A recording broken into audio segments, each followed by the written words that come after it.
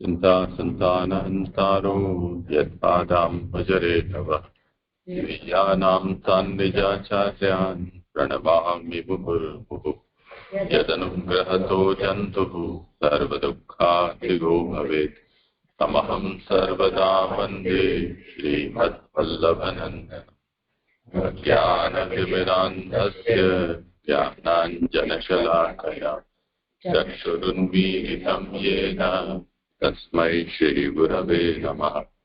नमामि हृदये शेषे लीलाक्षीराब्धिशायिनम् लक्ष्मीसहस्रलीलाभिः सेव्यमानं कलानिधिम् चतुर्भिश्च कृतिस्तथा षड्भिर्विराजते योऽसौ पञ्चधारते।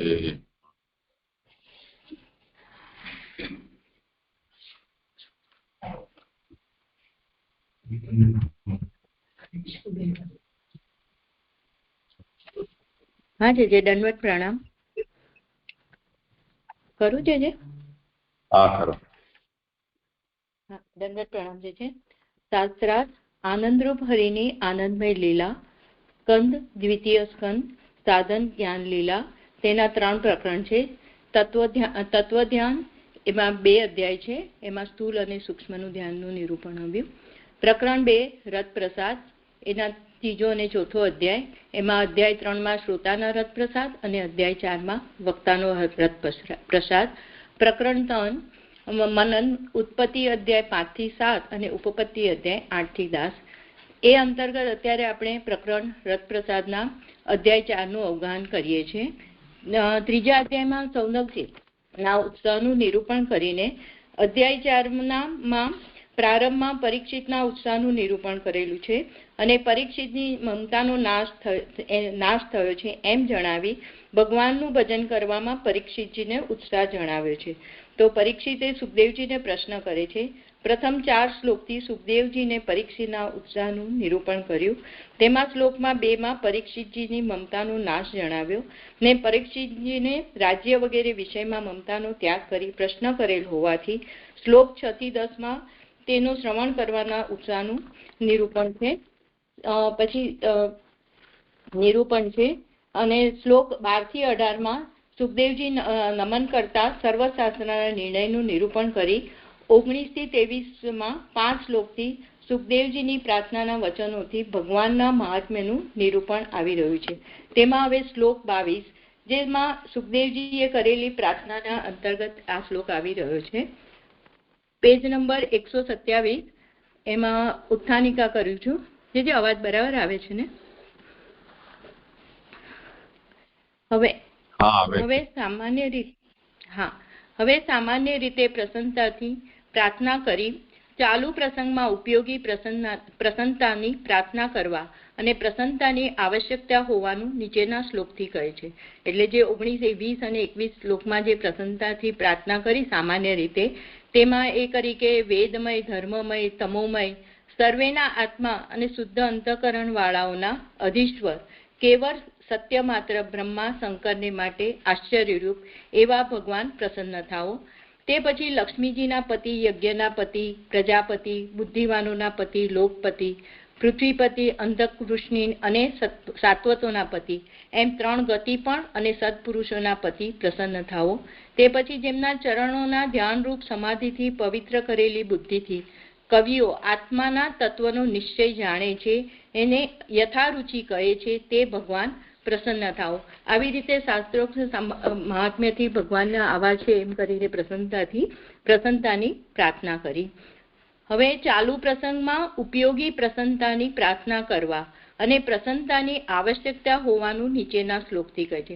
એટલે ચાલુ પ્રસંગ એટલે હવે સુખદેવજીને ભાગવતજી કહેવાના છે પરીક્ષિતજીને, તો એની ઉપયોગિતામાં જે પ્રસન્નતા ભગવાનની પ્રસન્નતાની પ્રાપ્ત થાય માટે પ્રાર્થના કરવા અને પ્રસન્નતાની આવશ્યકતા છે તો એનું હવે આ નીચેના શ્લોકથી કહે છે। શ્લોક પ્રચોદિતા યેન પુરા સરસ્વતી વિતવંતા અજસ્ય સતીમ સ્મૃતિમ હૃદિ સ્વલક્ષણા પ્રાદુર્ભૂત કિલ આસ્યતઃ સમે ઋષિણામ ઋષભ પ્રસિદ્ધતામ। શ્લોકાર્થ હૃદયમાં ઉત્તમ સ્મૃતિનો વિસ્તાર કરનાર, જેમણે પહેલા આજ્ઞા કરેલી સરસ્વતી લક્ષણ સાથે ખરેખર મુખમાંથી બહાર નીકળી તે ઋષિઓમાં શ્રેષ્ઠ મારા ઉપર પ્રસન્ન થાવો. સુબોધીજી, અહીંયા મૂળ શ્લોકમાં ઋષિણામ ઋષભ એની જગ્યાએ ઋષિકેશ હરિ એવું સુધારવાનું છે. ઋષિકેશ, પહેલો ષટકોણનો સ, છેલ્લો શકોરાનો. ઋષિકેશ હરિ.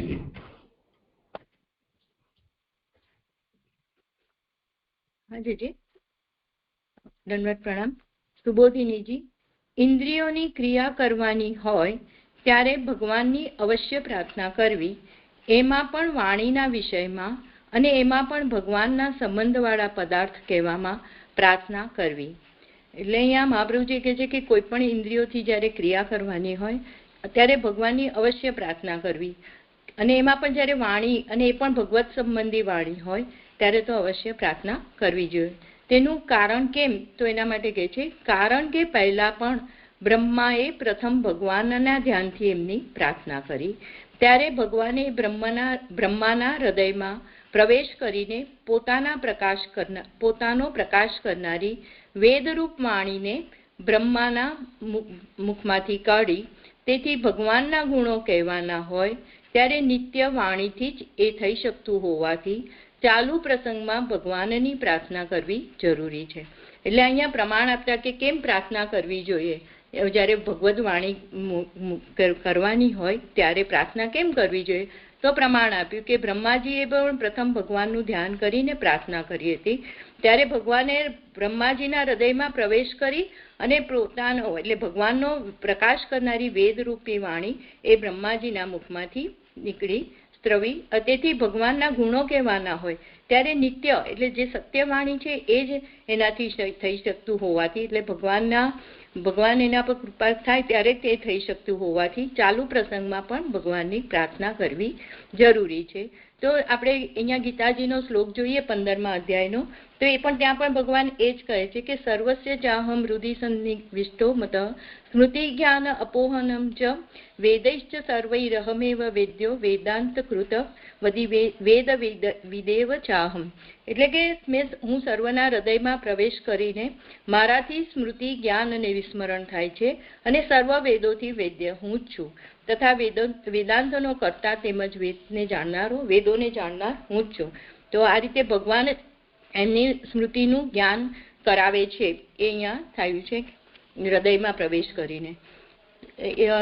યોગથી, હવે આગળ સુબોધિનીજી, યોગથી પદાર્થોનું સ્મરણ કરીને એના અર્થવાળા શબ્દોનો ગોઠવવાનું સંભવતું હોવાથી ભગવાનના ધ્યાનની શી જરૂર છે એવી શંકા થાય. એટલે અહીંયા શંકા કરે છે કે ભાઈ યોગથી પણ કોઈ પદાર્થોનું સ્મરણ કરીએ તો એના અર્થવાળો શબ્દ તો મળી જાય છે, શબ્દો થાય એટલે એ પદાર્થનું ધ્યાન કરો તો એના અર્થવાળો શબ્દ ગોઠવાઈ જાય, તો ભગવાનના ધ્યાનની શી જરૂર છે? કારણ કે વાણી કેવી છે, તો એવી રીતે યોગથી પણ એ વસ્તુ સ્મરણ કરીને થઈ શકે. તો કહે છે કે તેથી જન્મરહિત બ્રહ્માના હૃદયમાં ઉત્તમ સ્મૃતિનો વિસ્તાર કરનાર એમ કહેલું છે. એટલે પ્રચોદિતા છે ને એને અહીંયા સમજાવે છે કે વાક્યનો અર્થ અને વાક્ય નિત્ય હોવા છતાં પહેલા એમના એટલે કે બ્રહ્માજીના અનુભવ કરેલો હોવા છતાં સ્મરણ જરૂરી છે, અને માત્ર સ્મરણ પ્રમાણ ન હોવાથી સ્મરણ કરેલા પદાર્થોના અનુભવ સાથે એની સ્મૃતિ જરૂર છે. કારણ કે યોગની પેઠે ભગવાનનું ધ્યાન પણ ઘણું સન્નિધિવાળું છે. એમાં 1 નંબરની ફૂટનોટ છે, સ્મૃતિની જરૂર છે એમાં, કારણ કે એના વિના કાર્ય ઉત્પન્ન થાય તેમ નથી. એટલે અહીંયા એ વાત કરે છે કે ભલે વાક્યનો અર્થ અને વાક્ય નિત્ય હોવા છતાં પણ બ્રહ્માજીને અનુભવ પણ કરેલો હતો, છતાં એના માટે સ્મરણ થવું જરૂરી છે. અને ખાલી માત્ર સ્મરણ જ પ્રમાણ નથી, એટલે એટલું સ્મરણ હોય પણ અનુભવ પણ ન યાદ આવે તો સ્મરણ કરેલા પદાર્થોનો અનુભવ સાથેની સ્મૃતિ જરૂરી છે. એટલે જે કોઈ પણ વસ્તુ કરવી હોય, કાર્ય કરવું હોય તો સ્મરણ અને અનુભવ આ બે સાથે થાય અને સ્મૃતિ બને તો જ કાર્ય થાય. એટલે કારણ કે યોગની પેઠે ભગવાનનું ધ્યાન પણ ઘણું સન્નિધિ વાળું છે. એટલે યોગની જેમ યોગ પણ ઘણું નજીક પદાર્થની નજીક લઈ જાય છે, એમ ભગવાન પણ ભગવાનના ધ્યાનથી પણ ઘણું નજીક જવાય છે એવું કહેલું છે. અહીંયા મને બહુ નથી સમજાતું, પણ આટલું મને સમજાવ્યું છે. તેથી પહેલા બ્રહ્માએ અનુભવ કરેલા ભગવદીય પદાર્થો રચવા માટે અંતઃકરણમાં પ્રથમ ઉત્તમ સ્મૃતિ કરાવીને પછી ભગવાને પ્રેરણા કરેલ એ જ હૃદયથી અંદર વેદ પ્રગટ થવાથી પછી ભગવાને પ્રેરણા કરેલી વાણી મુખમાંથી બહાર નીકળી. કારણ કે ભગવાનની પત્ની પોતાની મેળે બહાર નીકળી શકતી નથી. એટલે અહીંયા એના ઉપર 2 નંબરની ફૂટનોટ છે કે એ એટલે અનુભવ સાથેનું સ્મરણ, એવું પુરુષોત્તમજી કહે છે. અને નાનુભાઈ કહે છે કે સ્મૃતિ નારી જાતિનો શબ્દ હોવાથી અને આ નર અથવા નાન્યતર જાતિનો શબ્દ છે એ જોવા જેવું છે. આ મને નાનુભાઈનું નથી સમજાતું અહીંયા. એટલે અહીંયા કહે છે કે એ એટલે અનુભવ અને સ્મરણ હોય, અને જે હૃદયથી એટલે કે મનથી, 3 નંબરની ફૂટનોટમાં છે કે હૃદયથી એટલે મનથી અંદર વેદ પ્રગટ થવાથી, અને પછી જ્યારે અંદર વેદ પ્રગટ થાય પછી ભગવાન એને પ્રેરણા કરેલી વાણી મુખમાંથી બહાર નીકળી. કારણ કે ભગવાનની પત્ની પોતાની મેળે બહાર નથી નીકળી શકતી. એમાં 4 નંબરનો ફૂટનોટ છે કે આ અર્થ સરસ્વતી શબ્દ સૂચવેલો છે. એટલે ભગવાને પ્રેરણા કરી છે એટલે એ સરસ્વતી, અહીંયા જે મૂળમાં કીધું છે ને સરસ્વતી, એને પૂરા સરસ્વતી, તો સરસ્વતીજીને પણ જ્યારે ભગવાન સરસ્વતીજી ભગવાનના પત્ની છે અને એ જ્યારે ભગવાન પ્રેરણા કરે ત્યારે જ એ વાણી રૂપે બહાર આવે છે, એવું અહીંયા કહેવા માંગે છે. આ વાર્તા પણ કહેવા યોગ્ય નથી એવો ભય થવાથી કિલ એટલે કે ખરેખર એમ કહેલું છે. એટલે મૂળમાં જે કિલ શબ્દ વાપર્યો છે, તો સુખદેવજી અહીંયા પત્ની કે એવા કોઈ શબ્દ ન વાપરીને આ વાર્તા પતિ પત્નીના વચ્ચેના સંબંધની છે, તો અહીંયા કહેવા યોગ્ય નથી, પ્રસિદ્ધ કરવા યોગ્ય નથી. એવા ભયથી અહીંયા ખરેખરથી જ કિલથી એ વાત જણાય છે એવું મહાપ્રભુજી કહી રહ્યા છે. હવે જે મૂળમાં સ્વલક્ષણા છે એને સમજાવે છે કે નિત્યપણું, બ્રહ્મ શબ્દથી ઓળખાવાપણું, અનંતપણું વગેરે પ્રકારના પોતાના લક્ષણ જેવું જ લક્ષણ છે જેનું તેવી, અથવા પોતે જ છે લક્ષણ જેનું તેવી વાણી બહાર નીકળી. એટલે આ વાણી કેવી છે? તો ભગવાનના લક્ષણો જેવી જ છે કે નિત્યપણું છે, એમાં બ્રહ્મ શબ્દને ઓળખાવે છે, બ્રહ્મને જ વાત છે. ત્યાં અનંતપણું છે એટલે કે પોતાના લક્ષણ જેવું જ લક્ષણ છે, અથવા તો બીજો અર્થ કરે છે કે એનું પોતાનું જ એવું વાણી જે બહાર નીકળી છે એનું એવું પોતાનું જ આ લક્ષણ છે. કારણ કે સરસ્વતી છે મૂળ, એટલે એને ભગવાનના પત્ની છે. વેદોનું જ આ અસાધારણ ચિહ્ન છે કે ભગવાન જ કહેવાય. એટલે વેદોનું અસાધારણ ચિહ્ન છે કે ભગવાન જ વેદમાં વાચ્ય છે. જેમ આપણને મહાપ્રભુજી ભાગવતમાં પણ અક્ષરે અક્ષર ભગવાન કૃષ્ણ છે, એવી રીતે અહીંયા પણ વેદોનું અસાધારણ ચિહ્ન છે કે ભગવાન જ કહેવા. તેથી પહેલા અનુભવ કરેલાનું સ્મરણ થવા માટે અને એ મુખ દ્વારા નીકળવા માટે પણ સર્વ ઇન્દ્રિયોને પ્રેરણા કરનાર ભગવાન પ્રસન્ન થાવો. એટલે પહેલા જેનો અનુભવ થયો છે એનું સ્મરણ થાય, એટલા માટે ભગવાનને પ્રાર્થના, એની ભગવાનની પ્રસન્નતા થાય, તો કૃપા થાય તો બહાર નીકળે, અને મુખ દ્વારા નીકળવામાં પણ એટલે સર્વ ઇન્દ્રિયને પ્રેરણા કરનાર પણ ભગવાન છે. તેથી અહીંયા સુખદેવજી પ્રાર્થના કરે છે, કારણ કે એમને પ્રસંગ છે હવે ભાગવતજીને ભગવત ગુણગાન કહેવા છે, તો એ ભગવાનની પ્રસન્નતા થાય તો જે ઇન્દ્રિયો પ્રેરણા થાય અને ભગવાન એમાં એટલે એ વાણી બહાર સારી રીતે પ્રગટ થાય. એટલા માટે અહીંયા પ્રાર્થના કરી રહ્યા છે. આ શ્લોક સંપન્ન થયો. અહીંયા છે ને હા, એટલે અહીંયા યોગની પેઠે ભગવાનનું ધ્યાન પણ ઘણું સન્નિધિ વાળું છે, તો એ થોડું મને નથી સમજાતું. કોઈને કરવું હોય સમાધાન?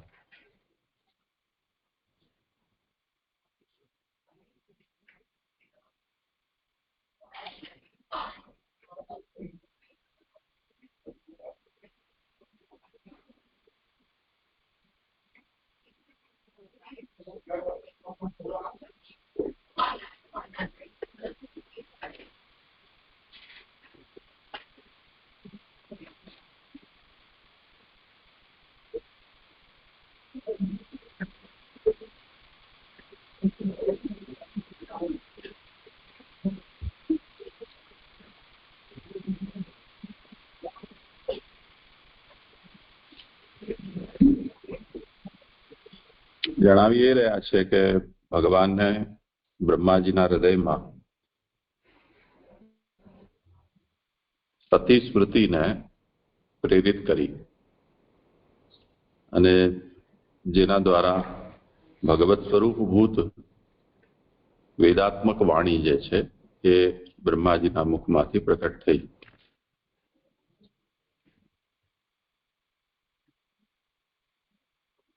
એના સંબંધમાં અહીંયા આ જે સ્મૃતિપદ છે એની વ્યાખ્યા કરતા એ વાત કહી કે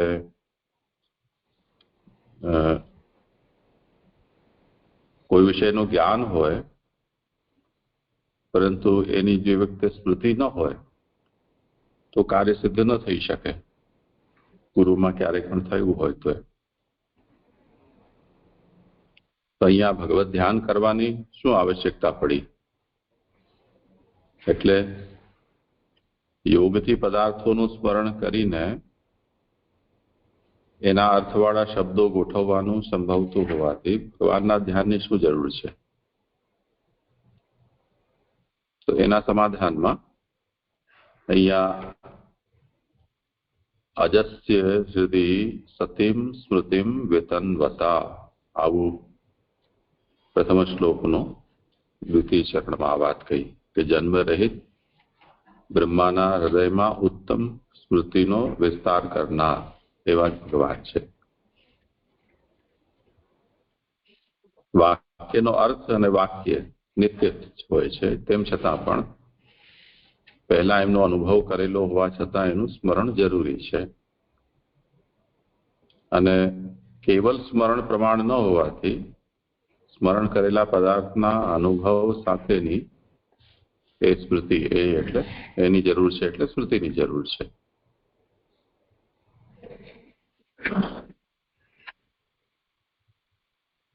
એના પછી જે આ અંશ તમારો પ્રશ્નનો આવી રહ્યો છે કે કારણ કે યોગની પેઠે ભગવાનનું ધ્યાન ઘણી સન્નિધિ વાળું છે. એટલે યોગ જ ધર્મ પ્રત્યાસક્તિ એ એક યૌગિક પ્રક્રિયાથી કોઈ પદાર્થના જ્ઞાન માટેનો એક સાધન ગણાય છે. યોગ જ ધર્મ પ્રત્યાસક્તિમાં જે અતીતની ઘટના હોય કે અતિ સુદૂર ભવિષ્યની ઘટના હોય અથવા આપણી ઇન્દ્રિયોના સમક્ષ ન હોય, અતિ દૂર વચ્ચે વ્યવધાન હોય, તે પ્રકારનો કોઈ પદાર્થ હોય તો એ બધાનું જ્ઞાન પણ યોગીના દ્વારા થઈ જાય છે. કેમ કે યોગીનું જે મન છે તેવી જ રીતે જઈ શકે જેમ કે એની કોઈ આંખો કાનો વગેરે બહાર જઈને ત્યાં વિષય દેશ સુધી વ્યાપ્ત થઈ શકતા હોય છે. તો ભગવાનનું ધ્યાન પણ અહીંયા સન્નિધિ વાળું બતાવી રહ્યા છે, તેવી રીતે યોગનું પણ છે. એટલે એનું સમાધાન અહીંયા આ રીતે આપ્યું કે યોગવદ ભગવત ધ્યાનસ્ય આપી પ્રત્યાસક્તિત્વાત્. ભગવત ધ્યાનના પ્રભાવથી બ્રહ્માએ ભગવત ધ્યાન કર્યું, જેના કારણે એમને જે પૂર્વની સ્મૃતિ હતી સતી, એ સ્મૃતિ ભગવત કૃપાબલથી એમના મુખમાંથી એ સરસ્વતી રૂપ જે વાણી છે એ પ્રકટ થઈ છે. એને અહીંયા સમજાવ્યું છે. એના ઉપર પુરુષોત્તમજીએ થોડી સ્પષ્ટતા કરી છે, એમાં વધારે સ્પષ્ટતા નથી. એટલે યોગવદ ભગવત ધ્યાનસ્ય આપી પ્રત્યાસક્તિત્વાત્ એનો ઉપક્રમ એવી રીતે બતાવે છે કે સર્વ પદાર્થાનામ તિરોહિતત્વે તદ વિષયકાનુભવા ભાવાત તત્સ્મૃતિ ભવતુ પરંતુ તદાનીમ ભગવતોપી અગોચરત્વાત તદનુભવઃ કથમ ભવતિ ઇત્યપેક્ષાયામાહુ યોગવદ ભગવત ધ્યાનસ્ય આપી પ્રત્યાસક્તિત્વાત્.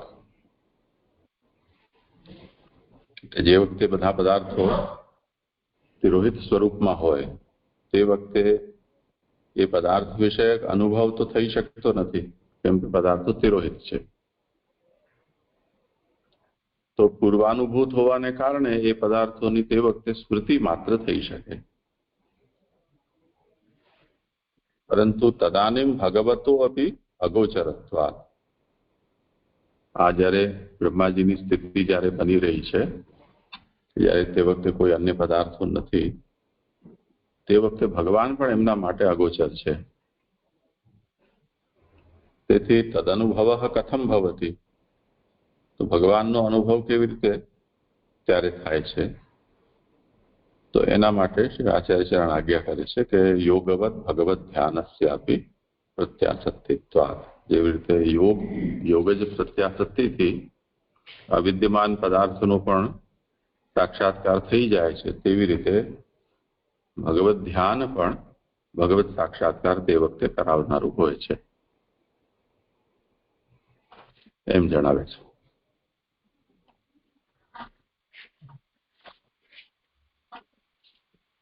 એમાં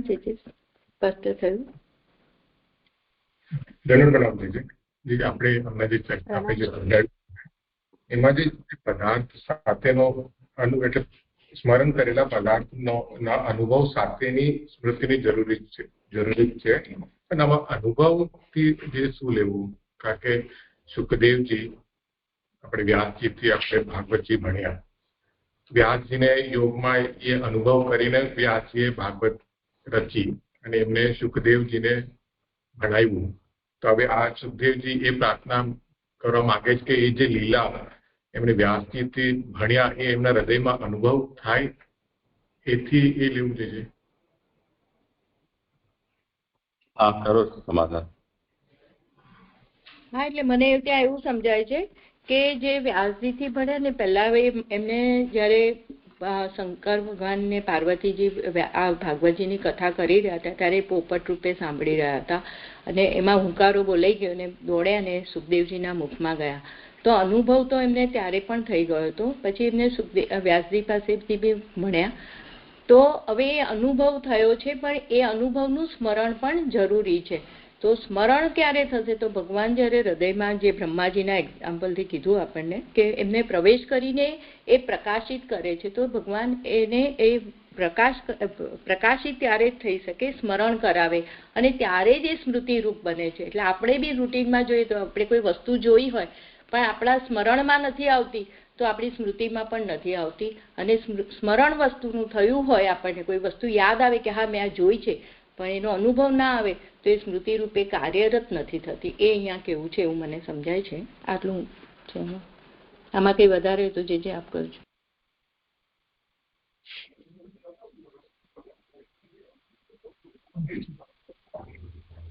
આવી જ રીતે કે કથાયા અનુભવ વગર સંભવ નથી એમ સમજાવી ગયા છે. અને એ તો ભણ્યા છે વ્યાસજીથી, તો એ જે ભણ્યા છે એનો અનુભવ કે સાક્ષાત લીલાનો અનુભવ? એ મને એવું લાગે છે કે ભણ્યા છે એટલે જે અનુભવ, એટલે જે એમને ત્યાં હુંકારો બી મેં કીધું, આપણે વાત થઈ કે શંકર ભગવાનની સાથે પાર્વતીની કે ત્યાં પણ હુંકારો ભણ્યો છે. તો એ જે લીલાનું અવગાહન કર્યું છે એટલે અનુભવ એ થયું છે એમને. એ મને પૂરી બરાબર નથી ખબર કે અનુભવ કર્યો છે, પણ એ ભણ્યા કે કોઈ પણ વસ્તુ રીતે અનુભવ તો થયો હોય ને, જ્ઞાન પ્રાપ્ત થયું છે એમને. પણ એ જ્ઞાન સ્મરણ રૂપે ના આવે તો કાર્ય ન થઈ શકે ને. એટલા માટે સ્મૃતિ છે ને એ હંમેશા પૂર્વની હોય, ભૂતકાલીન હોય. તો સ્મૃતિ એ ભૂતકાલીન છે, તો ભૂતકાલીનનો વિષય સ્મૃતિમાં આવે તો જ એને આપણે કોઈ નિર્ણય એનાથી લઈ શકીએ. એના નિર્ણય ના લઈ શકે એવું મને સમજાય છે.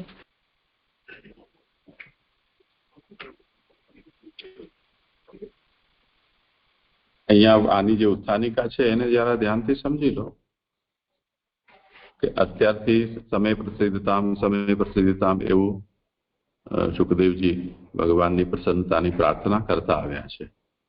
એમાં ભગવાનના જુદા જુદા પ્રકારના મહાત્મ્ય છે તેનું નિરૂપણ કરી અને એવા ભગવાન પ્રસન્ન થાવ એમ કહ્યું. હવે અત્યારે આ જે પ્રસંગ છે એમાં પરીક્ષિતજીને જે જિજ્ઞાસા થઈ છે એનું સમાધાન કરવા માટે જે કંઈ પણ ઉત્તર પ્રદાન કરવાના છે તે સંદર્ભમાં હવે એટલે એ વાણી હવે બહાર પ્રકટ કરવી છે, તેના માટેની પ્રસન્નતાની યાચના કરી રહ્યા છે. એમાં એ બ્રહ્માજીના ઉપર થયેલી ભગવાનની પ્રસન્નતા આદિ એનું પ્રસંગથી ભગવાનને સ્તુતિ કરી રહ્યા છે. તો જે બ્રહ્માએ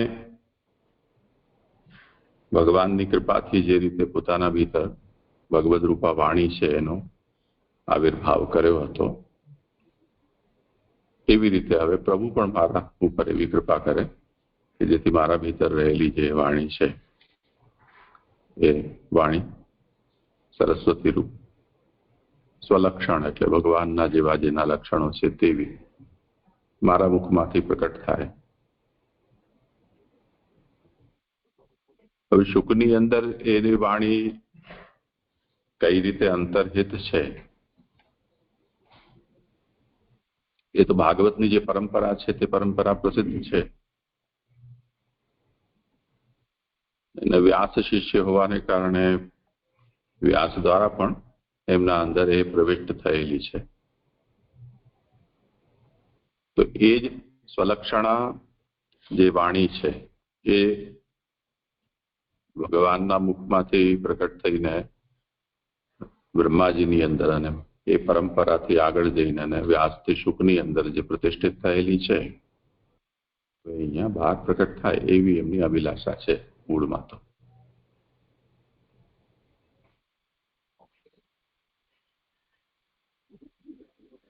તો ભગવત ધ્યાન જેવી રીતે ત્યાં છે એવી રીતે અહીંયા પણ સ્તુત્યાત્મક ભગવત ધ્યાન સુખદેવ પણ કરી રહ્યા છે.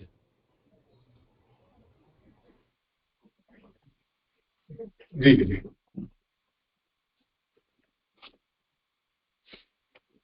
પ્રણામ છે. અહીંયા જે કહ્યું ને કે નિત્ય વાણીથી, અહીંયા 5મી લાઈનમાં કે તેથી ભગવાનના ગુણો કહેવાના હોય ત્યારે નિત્ય વાણીથી જ એ થઈ શકતું હોવાથી, તો અહીંયા નિત્ય વાણી એટલે આમણે જે સત્યવાણી કીધું એવી રીતે સમજવાનું, કારણ કે આ તો સુખદેવજીને કહેવાનું છે. તો નિત્ય વાણી એટલે એમના અંદર આવેશ ભગવાનનો આવે એવી રીતે સમજવાનું કે અને કેવી રીતે નિત્ય વાણીને સમજાય? હા, એટલે ભગવાનના ગુણો કહેવાને તો જે વાણી સત્ય કહો નિત્ય કહો, તો નિત્ય હોય જે એ જ સત્ય એટલે શું? જેનું સતત છે જેનું કોઈ વસ્તુ, તો એને સત્ય કહેવાય, નિત્ય કહેવાય. તો એ સત્ય છે તો જ એ વાણી કહેવાશે ને. અને ભગવદ વાણી તો સત્ય છે. તમારી કલ્પનાથી કોઈ વાત તમે કરો તો એમાં તો ન જાણીએ. એટલે કે છે કે એ વાણી કેવી છે? ભગવાનના ગુણો કહેવાને ત્યારે જે સત્ય વાણી છે એ જ મારા મુખ, એનાથી જ એ થઈ શકતું હોવાથી એ ભગવાનને પ્રાર્થના કરે છે. કે કોઈ કાલ્પનિક, આગળ બી આપણે જોયું કે કાલ્પનિક કવિઓ કરે છે એવી રીતે અહીંયા વાત નથી. અહીંયા સત્યવાણી જે હોય એ જ મુખમાંથી બહાર નીકળે, વાણી બહાર નીકળે, એટલા માટે અહીંયા કરે છે, પ્રાર્થના કરે છે. એવું મને સમજાય છે. એટલે અહીંયા એવું કીધું છે કે નિત્ય વાણીથી જ એ થઈ શકતું હોવાથી, એટલે સુખદેવજીની જ વાણી નિત્ય હોય તો જ એમનાથી આ ભગવાનના ગુણો કહી શકાય. એવી રીતે અહીંયા કઈ લખેલું એવી રીતે સમજાય છે. એટલે તમે જે કહ્યું સત્યવાણી એ મને સમજાયું, પણ આ વાણીથી જ એ થઈ શકતું એવું લખ્યું છે ને, એટલે થોડું કન્ફ્યુઝન છે. એટલે એની સાથે આગળનું વાક્ય લેશો ને કે ભગવાનના ગુણો કહેવાના હોય ત્યારે, તો જયારે ભગવદ ગુણગાન કહેવાના છે ત્યારે એ વાણી કેવી હોવી જોઈએ? તો નિત્ય વાણીથી જ એ ભગવાનના ગુણગાન થઈ શકે એમ કહેવાય. એવું મને સમજાય છે. જે આવી રીતે જ લેવાનું છે. હા, જોઈએ ભાનુબેન પણ કઈ છે. હા શરદ બાબા પ્રણામ. હું એમ પૂછતી હતી કે આ વાર્તા પણ કહેવા યોગ્ય નથી, એ મારો પ્રશ્ન હતો. જે એવો ભય થવાથી આ વિષય થઈ જાય ને પછી ભલે ભલે. પ્રણામ શરદ બાબા. પ્રણામ. અહીંયા ભગવાનના ગુણો કહેવાના હોય ત્યારે નિત્ય વાણી એટલે સરસ્વતીથી જે થઈ શકતું હોવાથી એમ એવું જણાય છે. જે મને નિત્ય વાણી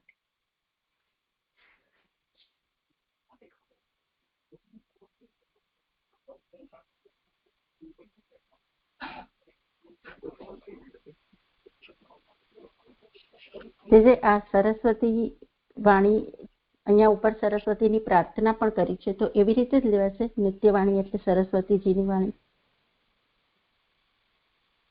સરસ્વતીજીની વાણી નહીં, સરસ્વતી રૂપા જે વાણી છે તે. સરસ્વતી અહીંયા દેવી વાચક નથી. હા જી જી જી. અને જે અહીંયા જે છેલ્લી થર્ડ લાસ્ટ લાઈન છે ને એમાં એવું કહ્યું છે કે તેથી પહેલા બ્રહ્માએ અનુભવ કરેલા ભગવદીય પદાર્થો રચવા માટે. તો અહીંયા ભગવદીય પદાર્થો એટલે આપણે જે કારણ તત્વ જે ભગવાન બન્યા છે અને પછી એમાંથી આખી સૃષ્ટિ હવે બ્રહ્માજી ઉત્પન્ન કરી રહ્યા છે, એવી રીતે આ ભગવદીય પદાર્થો લેવા છે. બે રીતે એના અર્થ છે. ભગવદીયનો અર્થ એક થાય છે ભગવત રૂપ, અને એક એનો અર્થ એ રીતે સમજવું જોઈએ કે ભગવાનમાં જે સર્વ કંઈ તિરોહિત રૂપથી રહી રહ્યું હતું તે.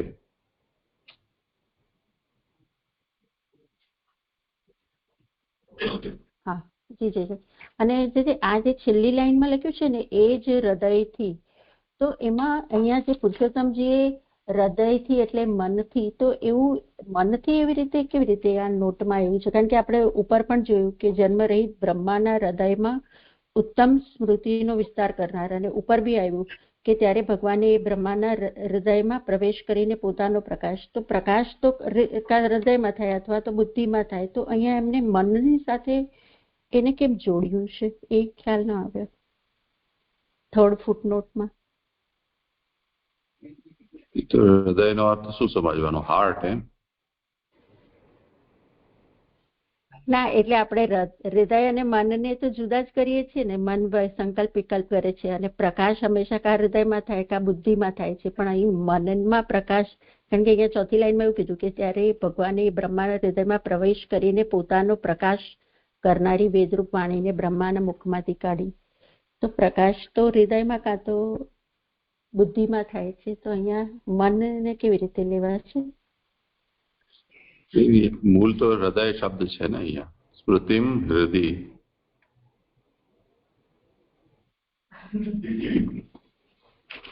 હૃદયમાં ઉત્તમ સ્મૃતિનો વિસ્તાર કરનારા. સ્મૃતિ તો મનનો ધર્મ છે, બુદ્ધિનો નથી. હા જી જે સમજાયું. હા પ્રણામ જે.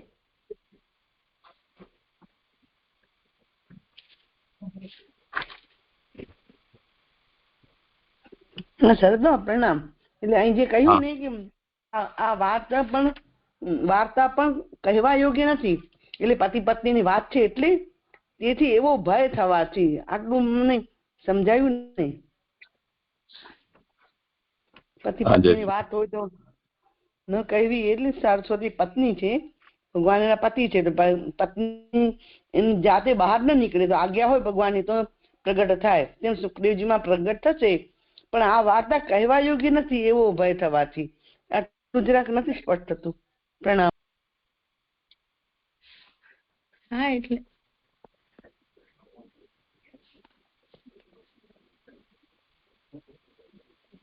હા જી ધન્યવાદ પ્રણામ. એમાં મને થોડું એવી રીતે સમજાય છે કે એ ભગવાન આ જે પ્રેરણા કરી, અહીંયા કહ્યું ને મહાપ્રભુજી કે ભગવાને પ્રેરણા કરેલી વાણી મુખમાંથી બહાર નીકળી, તો પ્રેરણા કરવાથી સરસ કેમ પ્રેરણા કરી? તો ભગવાનની પત્ની છે સરસ્વતીજી, એટલે એક પત્નીનો હોય કે પતિ જ્યાં સુધી કહે નહીં ત્યાં સુધી આજ્ઞાકારી હોય તો એ બહાર ના નીકળી શકે.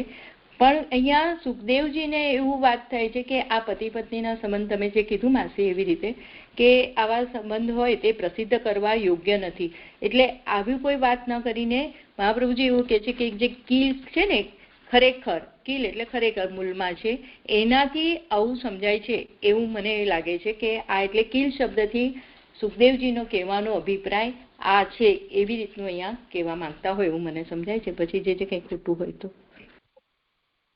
ન થવાનું પણ અહીં થઈ રહ્યું છે. ભગવાનની આજ્ઞા, ભગવાનની ઈચ્છા છે, એટલે એવું થયું સરદાર. ભગવાનની ઈચ્છા છે પ્રગટ થાવ.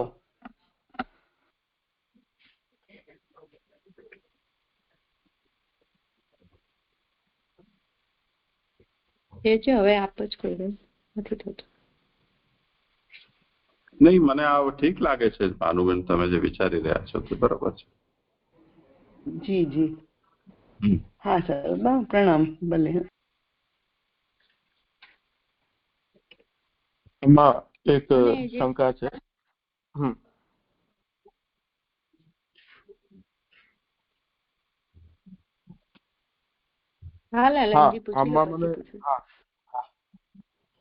આમાં મને એક આ થોડું સમજ્યો એ બરાબર છે કે નહીં એ જાણવું હતું કે અહીંયા શ્લોકમાં જેમ બ્રહ્માજી થી વ્યાસજી થી પછી શુકજી એ રીતે પરંપરા બતાવી, પણ મુખ્યત્વે તો એ રીતે જ સમજવું ને કે ડાયરેક્ટ પ્રભુ અને સુખદેવજી નું ચાલી રહ્યું છે હમણાં, એવી રીતે સમજવું ને?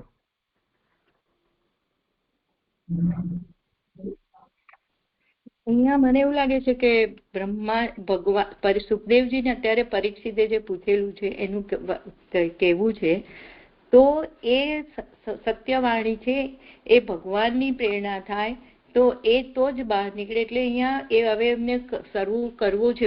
તો આગળ બી આપણે જોયું હતું 11મા શ્લોકમાં કે જયારે ભગવાનની કોઈ મહાત્મ્ય જણાવવું હોય, ભરીના ગુણ કહેવા હોય તો એ માટે પ્રાર્થના કરવી, અને પ્રાર્થના થયા વિના ભગવાનના ગુણો ન કહેવાય એ ભક્તિ માર્ગનો સિદ્ધાંત છે, જે 11મા શ્લોકમાં એ વાતથી આપણને જોયું. આપણે પુરુષોત્તમજી ત્યાં એવી રીતે આજ્ઞા કરી રહ્યા છે. તો એમને હવે ગુણો ભગવાનના કહેવા છે તો એ માટે પ્રાર્થના ભગવાનને કરી રહ્યા છે, એવું મને અહીંયા સમજાય છે. હા, એટલે એ તો મને સમજાઈ ગઈ, પણ એમ જેમ આપણે જ્ઞાન મળે તો જેમ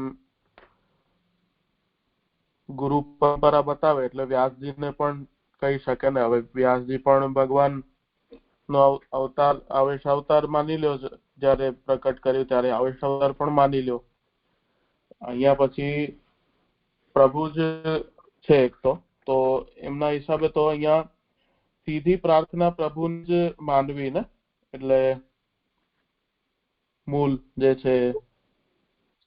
હા, અહીંયા સીધી પ્રાર્થના ભગવાનને જ કરી છે એવું સમજાય છે. હા, એટલે અહીંયા પછી પરંપરા જણાવી ને એટલે મને થોડું થયું કેમ. ભલે ઠીક છે. હજી વ્યાસની સ્તુતિ આગળ કરશે તે વખતે એ પણ આવશે, અત્યારે ક્રમશઃ લઈ રહ્યા છે. હા હા હા,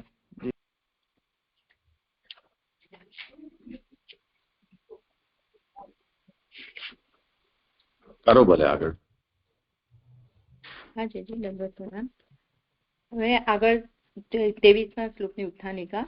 શબ્દો ભગવાનને આધીન હોવાથી એ પ્રગટ થાય, એ માટે ભગવાનની એવી રીતે પ્રાર્થના કરીને, અર્થ પણ ભગવાનને આધીન હોવાથી મારા મુખમાંથી નીકળેલી વાણીમાં એના પતિ ભગવાન અલંકારના પ્રકારથી પ્રવેશ કરો એવી નીચેના શ્લોકથી પ્રાર્થના કરે છે. એટલે આગળના શ્લોકથી જોયું કે શબ્દો પણ ભગવાનને જ આધીન છે, અને એ પ્રગટ થાય હોવાથી એ પ્રગટ થાય એ શબ્દો પણ ભગવાન, એટલે આગળના શ્લોકમાં એ રીતે પ્રાર્થના કરી.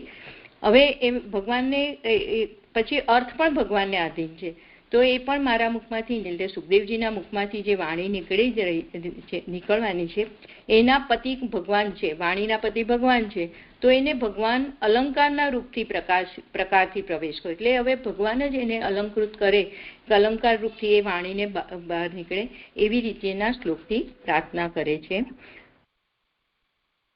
આમાં કારિકા શ્લોકના પહેલા લઈ લેવાની, એ ઉત્થાનિકાનો જ ભાગ છે. હા જી, કારિકા છે આના શ્લોકની. સ્થિતિ ભોગસ્ય સર્વત્ર ભગવદ ક્રતુકૌ યતઃ અતો વાચી સ્થિતિ કૃષ્ણ તામ ભુક્તમ ઇતિ કામના. એનો અર્થ છે કારણ કે સર્વ સ્થળે સ્થિતિ અને ભોગ ભગવાને કરેલા છે, તેથી વાણીમાં રહેલા ભગવાન એનો ભોગ કરો એવી કામના છે. એમાં 1 નંબરની ફૂટનોટ છે કે એટલે સર્વ દેહોમાં આ વાણીમાં રહેલા સર્વ સ્થળે સર્વના દેહોમાં સ્થિતિ અને ભોગ ભગવાન જ કરેલા છે, અને એટલે વાણીમાં રહેલા ભગવાન છે, એટલે બધે ભગવાન છે સર્વત્ર દેહમાં, તો પછી એનો વાણીનો પણ ભોગ ભગવાન કરે એવી કામના સુખદેવજીને છે. એટલે ભોગ કરે તો એ ઓટોમેટિક અલંકૃત થઈ જાય, અલંકૃત જ થાય એવી એમની કામના છે. એવું મને અહીંયા થોડું સમજાય છે આ કારિકાથી, કે જે ભગવાન અલંકારના રૂપથી પ્રવેશ કરો એ જે પ્રાર્થના કરી છે ને, તો ભગવાન એ વાણીનો જો ભોગ કરે તો એ અલંકૃત થઈ જાય. એટલે અહીંયા એવી કામના કરે છે કે વાણીને અલંકૃત કરો. ખરું છે આગળ કે આમાં કઈ કરવું છે? શું કરવું છે? એટલે લઉં ને આગળ શ્લોક, એટલે આ મારું બરાબર મેં કર્યું એમ. એ તો એ વિષય તો આખો હવે આ શ્લોક અને એની સુબોધનીમાં આવશે. એની આ સંગ્રહ કારિકા છે. હા જી. અહીં એક વાત આવી ગઈ મને અત્યારે એ ધ્યાન આવ્યું કે જે મહાપ્રભુજી પણ આ પતિવ્રતા સ્ત્રીની વાત કરીને, તો યસ્માત સાધ્વી સ્વભાવમ પ્રગટયતિ વધુર અગ્રતા પતિ એવ. તો જો એ આપણી વાણી છે, આ મહાપ્રભુજી જે કહી રહ્યા છે એનાથી જો ઉલટી રીતે કોઈ કહી રહ્યું છે તો અહીં મને સમજાય છે સરદાર જરા કેવું છે કે અંધતમમાં જાય છે.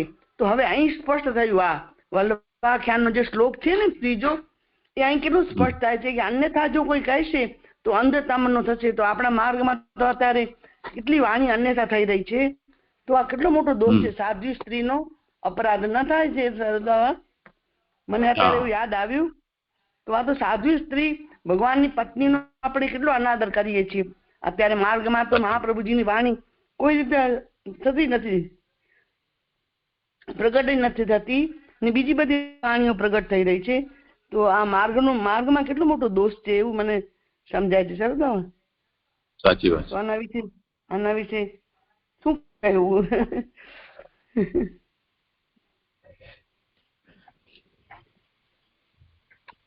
આટલું નહીં સમજતા હોય કોઈ, મારા જેવા તો ન સમજે, પણ પત્નીનો દ્રોહ કરવો ભગવાનની એટલે કેટલો મોટો અપરાધ છે.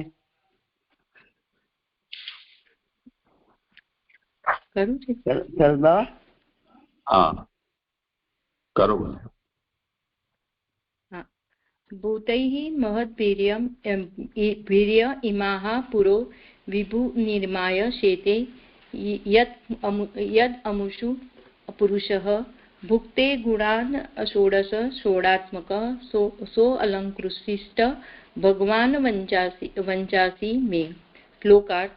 જે શક્તિવાળા પુરુષ મહાભૂતોથી આ દેહો નિર્માણ કરીને જેનાથી આમાં શયન કરે છે અને 16 પ્રકારના થઈ 16 ગુણોનો ભોગ કરે છે, તે ભગવાન મારા વચનોને શણગારો. સુબોધિનીજી. જો કે વિરાટ પુરુષ સર્વત્ર સ્થિતિ કરનાર છે, એવી પ્રક્રિયા સર્વત્ર પ્રસિદ્ધ છે. છતાં પણ પુરુષપણામાં ભેદ ન હોવાથી પોતાનું ભગવાનપણું ભગવાને જ પ્રાપ્ત કરાવેલું છે એમ જણાવવા.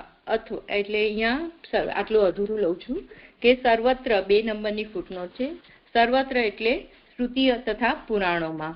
એટલે આ જે વિરાટ પુરુષ છે એ જ એટલે અંતર્યામી સ્થિતિ કરનાર છે, એ જે પ્રક્રિયા છે તે સર્વત્ર એટલે પુરાણ અને શ્રુતિ અને પુરાણમાં પ્રસિદ્ધ છે. છતાં પણ પુરુષપણામાં ભેદ ન હોવાથી, એટલે કોઈ પુરુષપણામાં એમાં ભેદ નથી હોતું, જે પુરુષત્વ છે એમાં કોઈ ભેદ નથી.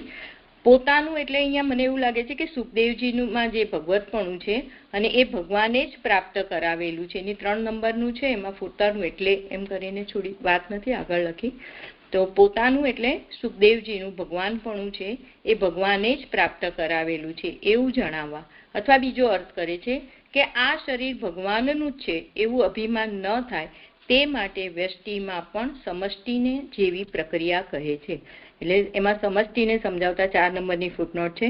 સમષ્ટિ એટલે સર્વ દેહોના સમૂહવાળો એક વ્યક્તિ, એટલે કે એક દેહ. આ સમષ્ટિનું આપે કે સર્વ દેહો છે બધાનો એનો એક સમૂહ હોય એને એક વ્યક્તિ હોય એને એટલે મૂળ જે પુરુષ છે વિરાટ પુરુષ એના માટે સમષ્ટિ, અને વ્યષ્ટિ એટલે અંતર્યામી રૂપે છે જે એ જણાવવા. પોતાનું જે ભગવાનપણું છે કે મને ભગવાનપણું પ્રાપ્ત થયું, ભગવાને જ આપ્યું છે એવું જણાવવા.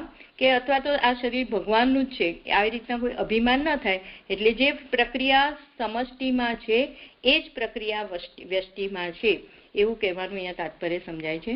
મોટા ભૂતો એટલે પોતે રચેલા 5 મહાભૂતોથી જ આ દેવ, હલકા પ્રાણી, મનુષ્ય વગેરે રૂપો શરીરો રચી આ શરીરોમાં ભગવાન પોતે શયન કરે છે. એટલે અહીંયા જે ઈમાહા એને સમજાવતા કહે છે કે મોટા ભૂતો એટલે આ બધા છે પંચમહાભૂતોથી જ ભગવાન દેવ, હલકા પ્રાણી, મનુષ્ય વગેરે રૂપો રચીએ છે અને એમાં ભગવાન પોતે જ શયન કરે છે. એમ ન કરે તો પુરુષપણું જ ન હોય, કારણ કે પુરી એટલે શરીરમાં, સ્થિતે એટલે શયન કરે છે એવી વ્યુત્પત્તિ એ પુરુષ છે. એટલે જયારે ભગવાન જ શયન કરે છે, જો ભગવાન એમાં શયન ન કરે તો એનું પુરુષપણું જ ન રહે.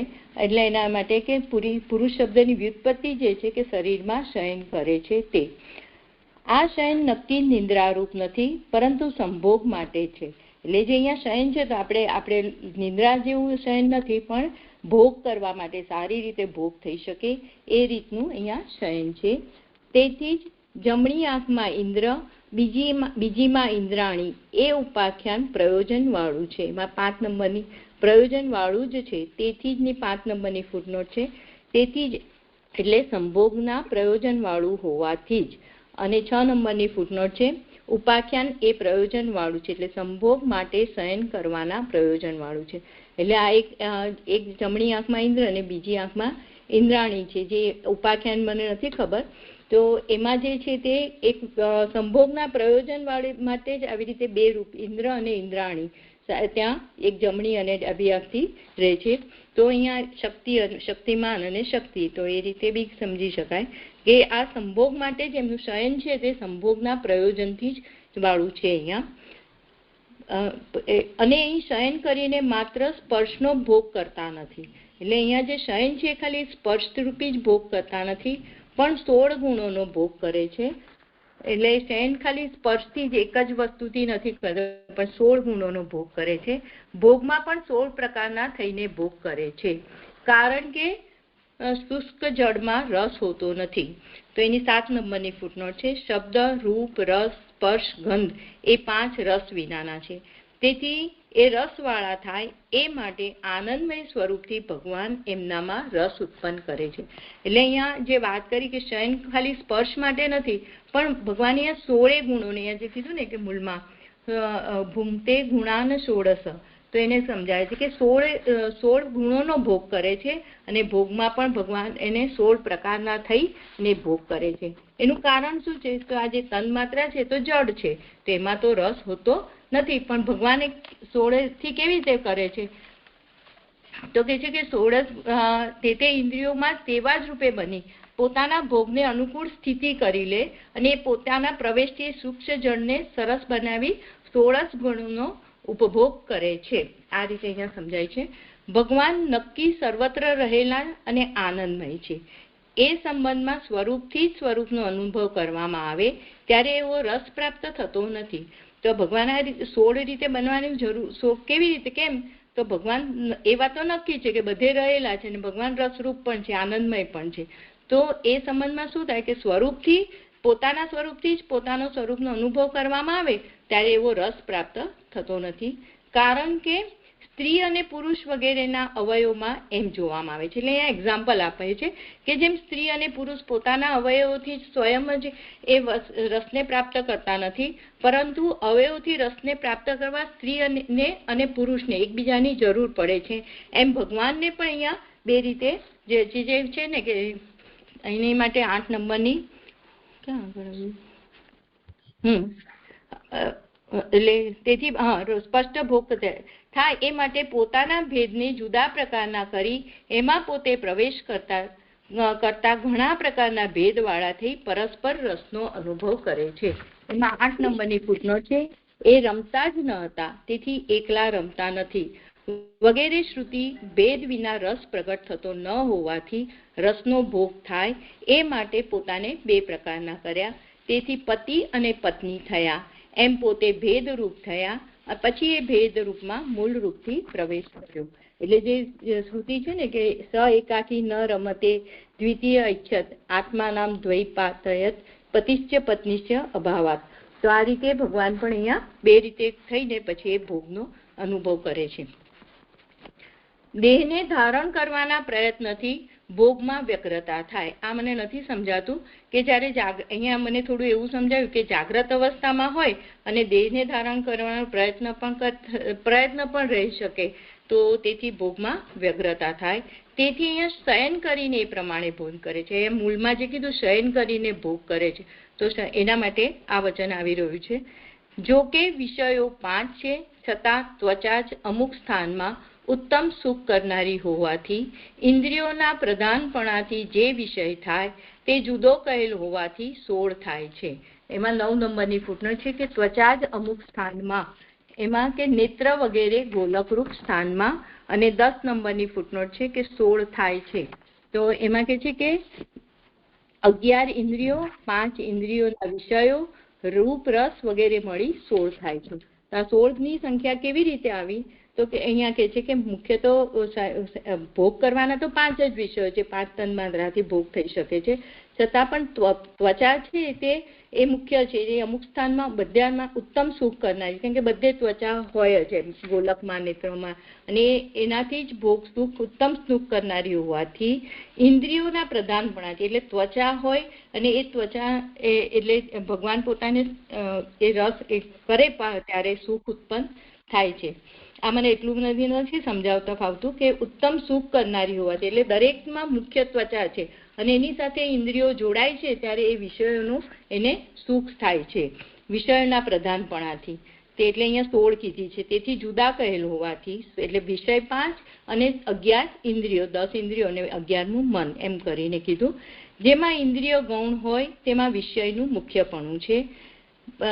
ભોગ કરવામાં મહારાજાના શરીરની પેટે કોઈ પ્રસંગે ઇન્દ્રિયો પ્રધાન હોતી નથી અને કોઈ સમયે ઇન્દ્રિયો પ્રધાન હોય છે.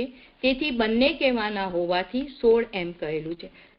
એમાં 11 નંબરની ફૂટનોટ છે ઇન્દ્રિયોના પ્રધાનપણાથી કે ઉષ્ણકાળમાં ઘણા વસ્ત્રો અને અલંકારો પહેરવાથી ઇન્દ્રિયોને રૂચે નહીં, છતાં રાજ્યના સુખના અનુભવ કરવા મહારાજા એ સમયે પણ ધારણ કરે છે. એમાં ઇન્દ્રિયોનું પ્રાધાન્ય નથી. આ એક્ઝામ્પલ એવું સમજાવે છે કે ક્યારેક એવું થાય કે વિષય મુખ્ય હોય અને ઇન્દ્રિયો ગૌણ હોય. તો જ્યારે રાજાને સભામાં જવું છે ત્યારે ગરમી હોવા છતાં ઇન્દ્રિયોને સુખ ન થાય એવા વસ્ત્રોને અલંકારોને ધારણ કરવા પડે છે. ત્યારે એ વિષયની મુખ્યતા છે અને ઇન્દ્રિયો ગૌણ થઈ જાય છે. જેમ કે આપણે બી હોય કે લગ્નમાં જવાનું ઉનાળો હોય તો બધા વસ્ત્રો પહેરવા પડે, આપણે સુખ નથી થતું ઇન્દ્રિયોને, પણ એ વખતે વિષયોને મુખ્યતા આપીએ છીએ. અને ઉનાળો હોય વસ્ત્ર સાદા સિમ્પલ હોય પણ ત્યારે આપણી ઇન્દ્રિયોને સુખ થાય છે. તો ક્યારેક ઇન્દ્રિયો મુખ્ય બને છે અને ક્યારેક વિષયો મુખ્ય બને છે. તો એટલે અહીંયા 16 કેમ કીધા? તો આ રીતે 5 વિષયો અને 11 ઇન્દ્રિયો એમ કરીને 16 છે એમ કહેલું છે. એવી રીતે સર્વત્ર ભગવાનનું મહાત્મ્ય પૂર્ણ જ જાણવામાં આવે છે. એમાં 12 નંબરની ફૂટનોટ છે કે 16 પ્રકારના થઈ આનંદ કરતા હોય વિષયો તથા ઇન્દ્રિયોનું સુખ થતા આ જ આનંદ કરાવે છે. એ શ્રુતિ પ્રમાણે ભગવાનનું મહાત્મ્ય જણાય છે. એટલે 16 પ્રકારના ભગવાન થયા અને આનંદ કરતા વિષયો પણ એ થયા અને ઇન્દ્રિયોનું સુખ કરાવે છે. તો આ જ ભગવાન ઇન્દ્રિયોને પણ બધાને આનંદ કરાવે છે. એ જ રીતે ભગવાનનું મહાત્મ્ય અહીંયા પૂર્ણ જણાવ્યું છે. હવે જે મૂળમાં અલંકૃશિષ્ટ છે એને સમજાવે છે કે અલંકૃશિષ્ટ મારા વચનોને શણગારી વૈદિક રીતથી દીર્ઘ કરેલો છે. એમાં 13 નંબરની ફૂટનોટ છે કે અલંકાર રૂપથી ભગવાન પ્રવેશ કરે એવી પ્રાર્થના કરેલ હોવાથી અને ભગવાન પુરુષરૂપ હોવાનું કહ્યું, તેથી ભગવાન પુરુષોના ભૂષણરૂપ હોવાનું કહેવાયું. તેથી 1:3 કહેલ વેદરૂપ વૃક્ષના ગળેલા ફળ એવું વાક્ય છે તે ઘટે છે. બીજમાં રહેલ રસ જ ફળમાં આવે છે, પણ બીજમાં એ પ્રગટ હોતો નથી. વેદમાં એ પ્રગટ નથી અને નાનુભાઈ કહે છે કે વેદમાં રસ પ્રગટ નથી, ભાગવતમાં પ્રગટ થયેલું છે. અલંકૃશિષ્ટે કેમ કીધું કે ભગવાન છે એ પ્રવેશ કરેલની પ્રાર્થના કરે છે તો ભગવાન પુરુષ રૂપ છે અને ભગવાન પુરુષના આભૂષણ રૂપ છે. જેમ 1:3 કીધું છે નિગમ તરુ ગલિત ફલમ, તો એ જે ગળેલું ફળ છે તો વૃક્ષ કોણ છે? તો વેદ છે.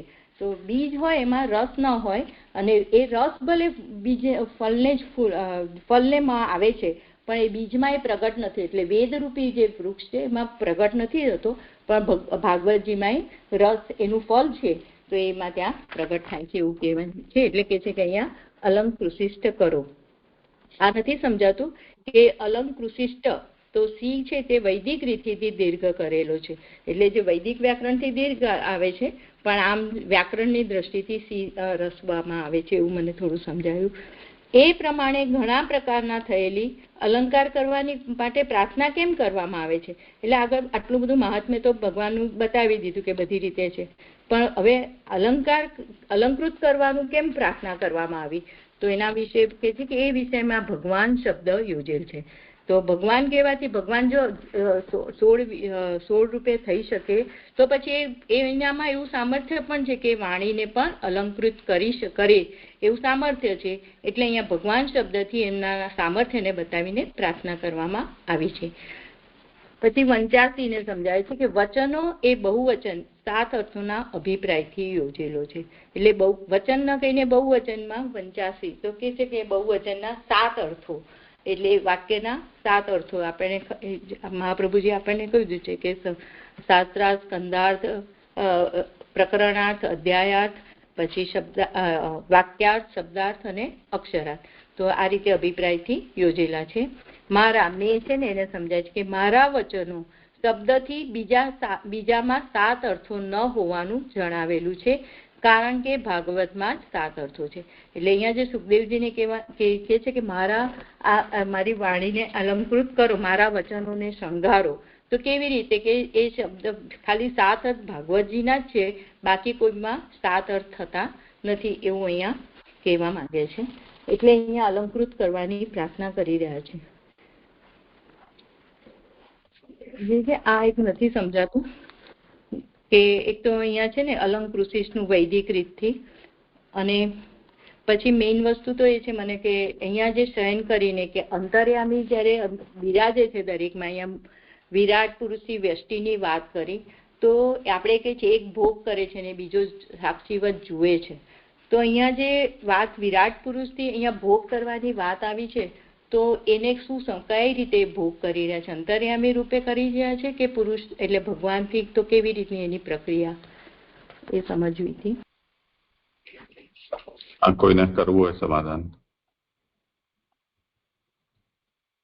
જે દંડવત પ્રણામ. મને બીજો પ્રશ્ન છે પછી કરું. હા જે મને પણ એ પ્રશ્ન હતો કે અહીં કેવી રીતે ભોગ કરે છે? અંતર્યામી રૂપે કરે છે કે જીવ રૂપે? જેમ આપણે પહેલા સ્કંદમાં બીજા અધ્યાયમાં 33મા શ્લોકમાં જોયું હતું કે તે રૂપથી ભોગ લીલા કરે છે, એટલે જીવ રૂપથી ભગવાન ભોગ લીલા કરે છે. તો એમ જીવ રૂપે ભોગ લીલા કરી રહ્યા છે કે અંતર્યામી તો સાક્ષીવત છે, તો એ ભોગતા બની રહ્યા છે? એ મને પણ પ્રશ્ન છે. સરદાર પ્રણામ. વાત તો એવી જ લાગે છે પહેલા સ્કંદમાં જે બીજા અધ્યાયમાં 33 શ્લોકમાં કહ્યું ને ભોગ લીલા કરે છે ભગવાન જીવ રૂપથી, તો અહીં પણ એવું જ લાગે છે. મને તો પૂછવું હતું. સરદાર પ્રણામ કરાવો. જીવ રૂપથી પૃથક બતાવવા માટે જ આ વાત કહી છે. જી જી. અહીં અંતર્યામી રૂપે કરે છે.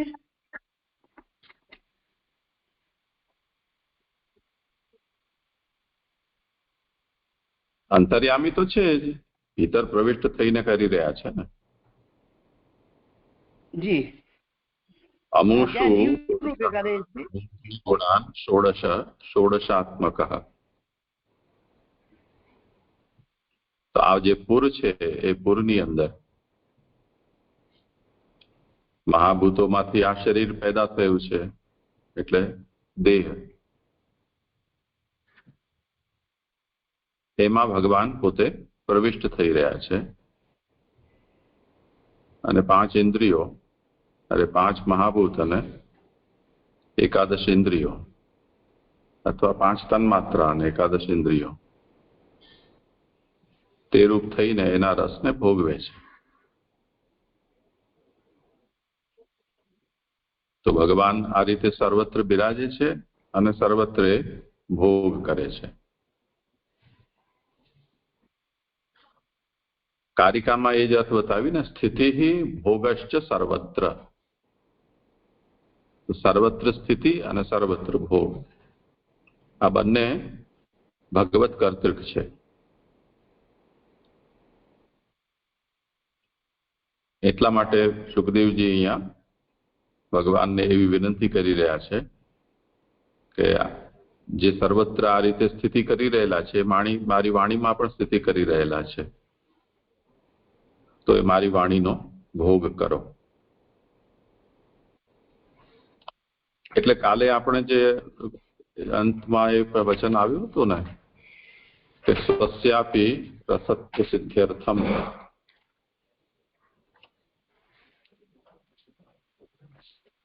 એ દૃષ્ટિકોણથી વિચાર કર્યો હતો કે એનો અર્થ આ પણ થઈ શકે છે જે અહીંયા મહાપ્રભુજી આજ્ઞા કરી રહ્યા છે. જી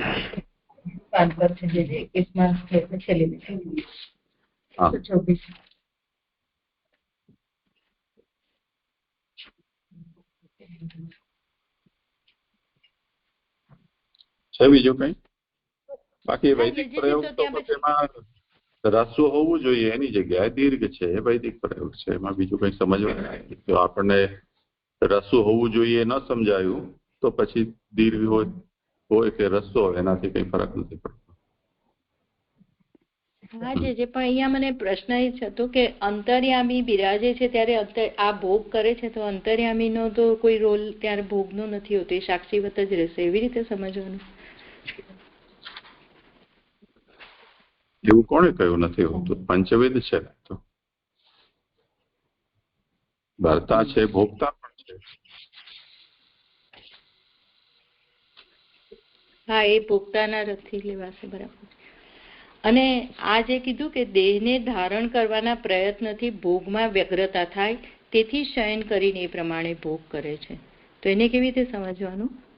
દેહના ધારણ કરવાથી ધારણ કરવાનું મતલબ બેસવું, ઊભવું, ચાલવું, એ તાત્પર્ય છે. અહીંયા શયન પદનો અભિપ્રાય સમજાવ્યો છે. શેતે અમુષુ.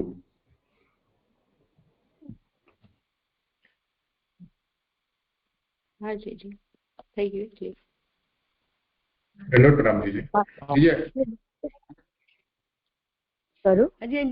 ઇન્દ્ર ઇન્દ્રાણી નું કેમ લીધું મને સમજાતું નથી. ઇન્દ્ર ઇન્દ્રાણી નું તાત્પર્ય શું લેવાનું એ નથી સમજાતું. સર તો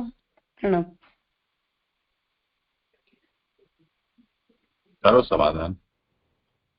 હા એટલે અહીંયા મને એવું સમજાવ્યું હતું કે 2 જણ હોય તો જ એ ભોગ થઈ શકે કોઈ પણ વસ્તુનો. સ્વયં અહીંયા કીધું ને કે એકલા હોય તો કોઈ વસ્તુનો સ્વતઃનો સંબંધમાં ભોગ નથી કરી, સ્વરૂપથી સ્વરૂપનો અનુભવ કરવામાં આવે તો એ રસને પ્રાપ્ત થતો નથી, ભલે રસરૂપ હોય પણ એ કોઈ રસ સાથે બીજું હોય તો જે છે ને સ એકાકી ન રમતે દ્વિતીયમય છે. તો આ રીતે 1-2 થઈ જાય. આ ઉપાખ્યાનનું શું છે મને નથી ખબર, પણ ભોગ કરવો છે ત્યારે બે જુદા પતિશ્ચ પત્ની છે અભાવતા તો અભવતા, તો એના રીતે અહીંયા ઇન્દ્ર અને ઇન્દ્રાણી છે તો જ એ શયન કરી શકે છે, એટલે રહી શકે છે, પ્રયોજન છે ને આ. એવું થયું અહીં કે ઇન્દ્ર ઇન્દ્રાણી મુખ્ય છે ભોગમાં, તેથી ઇન્દ્ર ઇન્દ્રાણી ખાલી નામ રૂપે લીધા છે, કારણ કે ભોગમાં એ પ્રધાનતા છે. સ્વર્ગમાં તો ભોગો જ છે, તો ઇન્દ્ર ઇન્દ્રાણી વિશેષ ભોગ કરી રહ્યા છે, તેથી ઇન્દ્ર ઇન્દ્રાણી ખાલી નામ જ છે કે કઈ વિશેષ છે? નહીં, આ તો વિરાટની અંદર તત્તદ વિરાટના સ્થાનોમાં દેવતાઓની જે સ્થિતિ છે એનું નિરૂપણ કરવામાં આવ્યું છે શતપથ બ્રાહ્મણમાં. ત્યાં આ વાત કરેલી છે. તો એ કઈ રીતે છે? તો આમાં એમણે એવું ઇન્દ્ર અને ઇન્દ્રાણી એવી રીતે સ્ત્રી પુરુષ રૂપથી શા માટે તે અંગોમાં સ્થિતિ બતાવી રહ્યા છે? તો એનું કારણ એ છે કે ભોગાર્થ છે.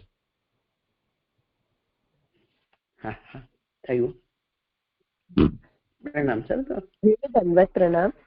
મને એક પ્રશ્ન તો આ દેહના ધારણ કરવાના પ્રયત્ન ભોગમાં વ્યગ્રતા તે થઈ ગયું, અને અહીંયા બીજું કીધું ને કે 16 પ્રકારથી 16 ગુણોનો ભોગ કરે છે, એટલે 16 ગુણથી આ તત્ત ઇન્દ્રિયોની સાથેની વાત છે કે ગુણોને કેવી રીતે લેવાના? ધન્યવાદ, પ્રણામ. જે છે કરો સમાન. મેં એમાં જોયું હતું તો એમાં 16 ગુણોમાં પંચમહાભૂત અને 10 ઇન્દ્રિયો અને મનની ગણના કરી છે. ત્યાં મને એવી રીતે મળ્યું હતું. ઠીક છે. નથી થયું. આના પર જ પ્રશ્ન છે કે જેમ કીધું કે 16 ગુણોનો ભોગ કરે છે, તો પછી આપણે 11 ઇન્દ્રિયો આવી ગઈ, તો પ્રભુ ઇન્દ્રિય અતીત રહીને જ ભોગ કરે એવું જ સમજવું ને? કારણ કે આપણે પહેલા અધ્યાયમાં જોઈ આવ્યા કે પ્રભુ ઇન્દ્રિય અતીત રહીને એટલે પ્રભુ આપણામાં પ્રવિષ્ટો કરે છે, જેમ આપણે સમજાવ્યું હમણાં કે પ્રવિષ્ટ કરીને ભોગ કરે છે, પણ એના અતીત રહીને એટલે એના સાથે મળીને નહીં, પણ ઇન્દ્રિયના અતીત રહીને પ્રભુ ભોગ કરે છે, એમ જ સમજ. હા, એ તો એવી રીતે જ સમજાય છે, કારણ કે એ બધી ઇન્દ્રિયોને ભગવાન પોતે આનંદરૂપ છે. તો ઇન્દ્રિયોમાં એ સૂક્ષ્મ છે, જળ છે ઇન્દ્રિયો, તેમાં તો રસ હોય નહીં, તો એમાં રસને પ્રવેશ કરાવી અને અલગ રહીને એનો ભોગ કરે છે ભગવાન. એવી રીતે સમજાય છે મને. હા, તો સર વધારે આટલું સમજાવો ને, અલગ રહીને એટલે કેવી રીતે? એ પાછું થાય છે અલગ રહીને ભોગ કરે છે. આ તો શુષ્ક રસો છે જીવ પાસે, તો એ પોતાના રસોને પ્રાપ્ત કરાવીને ભોગ કરે છે, તો એ જરાક નથી થતું સર. મને અહીંયા એવી રીતે સમજાય છે કે જો ઇન્દ્રિયોથી અલગ થઈને એને કરે, એટલે જેમ ઇન્દ્રિયો લઈએ આપણે તો ભોગ એ પછી ભોગ જ ન થઈ શકે. તો અહીંયા એ રીતે અર્થ હોય એવું તો નથી સમજાતું, પણ લૌકિક ઇન્દ્રિયો અને અલૌકિક એમ પ્રભુ રીતે, તો એ બે ભેદથી અગર જોઈએ તો કદાચ સમજી શકીએ છે એવું મને લાગે છે. કેમ કે ભોગ ઇન્દ્રિયાતીત છે એમ તો ઘણા બધા અર્થમાં, એટલે એ વાક્ય શું કહેવા માંગે છે એના હિસાબે એ સમજી શકીએ છે. તો જેમ ઇન્દ્રિયાતીત છે તો આપણે લૌકિક ઇન્દ્રિયથી પ્રભુને આપણે નથી જોઈ શકતા, તો પ્રભુ કૃપાથી આપણે અલૌકિક ઇન્દ્રિય પ્રાપ્ત થાય ને પછી આપણે પ્રભુ નિકટ એમ મળી શકે છે, આપણે પ્રભુની નિકટ રહી શકીએ છીએ. તો એમ તો લોકાતીતતા તો એમ ઘણી રીતે હોઈ શકે છે, પણ અહીંયા એવું સમજી શકે છે કે ભોગ કરે છે તો ઇન્દ્રિયથી રહિત થઈને તો ન કરી શકે, પણ અહીંયા લૌકિક ઇન્દ્રિયથી રહિત હોય અને એ રીતે સમજી શકીએ છે, મને એવું લાગે છે.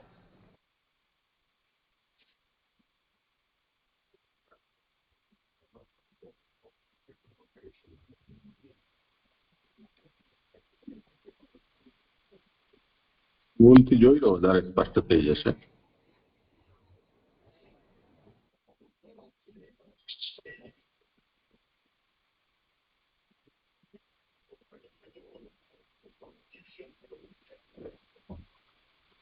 यद्यपि विराट पुरुष एव तथा प्रक्रिया सर्वत्र प्रसिद्धा. ભગવાનની જે સ્થિતિ એ સંબંધમાં વિરાટ પુરુષમાં પ્રક્રિયા પ્રસિદ્ધ છે, તથાપિ પુરુષત્વ વિશેષાત પુરુષ રૂપમાં સર્વત્ર સમાનતા હોવાથી स्वस्य भगवत्वं भगवतैव साधितम् इति ज्ञापनार्थं भगवत एव इदं शरीरम् इति अभिमानाभावार्थं वा. હવે તે પછી જે વાત છે એ થોડી મહત્વની છે. વ્યષ્ટિષ્વપી સમષ્ટિવત પ્રક્રિયામ આહ. સમષ્ટિમાં જેવી પ્રક્રિયા છે એવી જ પ્રક્રિયા વ્યષ્ટિમાં પણ છે. એ પ્રક્રિયા શું છે એ હવે સમજાવે છે કે ભૂતૈર મહદ્ભેર્ય ઇમા પુરો વિભુ નિર્માયશ્યતે. પંચમહાભૂતો ભગવાન એનું નિર્માણ કરે છે, પછી દેવ, તિર્યક, મનુષ્ય વગેરે રૂપ પુરનું નિર્માણ કરે છે, અને એમાં ભગવાન એ પુરની અંદર શયન કરે છે. જો ભગવાન એમાં ન પ્રવેશ કરે તો ભગવાનની પુરુષ રૂપતા સિદ્ધ ન થાય. આ જે શયન છે એ ભગવાનનું નિદ્રારૂપ નથી, પરંતુ ભોગાર્થ શયન છે. તત્તદિન પૂરમાં જે પ્રવેશ છે ભગવાનનો, અને ભોગાર્થ શયન છે એને સમજાવવા માટે શતપથ બ્રાહ્મણમાં ઇન્દ્ર અને ઇન્દ્રાણી નું ઉપાખ્યાન વર્ણિત છે કે જેમાં ભોગાર્થ ભગવાને તતઃ પતિશ્ચ પત્ની ચા ભવતામ એ શ્રુતિ અનુસાર 2 રૂપ ધારણ કર્યા છે. હવે ભગવાને આદે જે પૂરમાં શયન કરેલું છે એ કેવલ શયન કરીને સ્પર્શ માત્રનો ભોગ નથી, પરંતુ ષોડશા અપી ગુણાન ભોગે અપી ષોડશાત્મકો ભૂત્વા ભુંક્તે. ભગવાન આ 16 એટલે એકાદશ ઇન્દ્રિયને પંચ વિષયો છે એમ 16 રૂપ થઈને ભગવાન એનો ભોગ કરે છે. એમાં મૂંઝવણ શું થઈ રહ્યું છે કે આ જેટલું પણ બન્યા છે એ ભગવાન સ્વયં છે, તો સ્વરૂપેણૈવ સ્વરૂપાનુભવે તથા રસો ન ભવતી.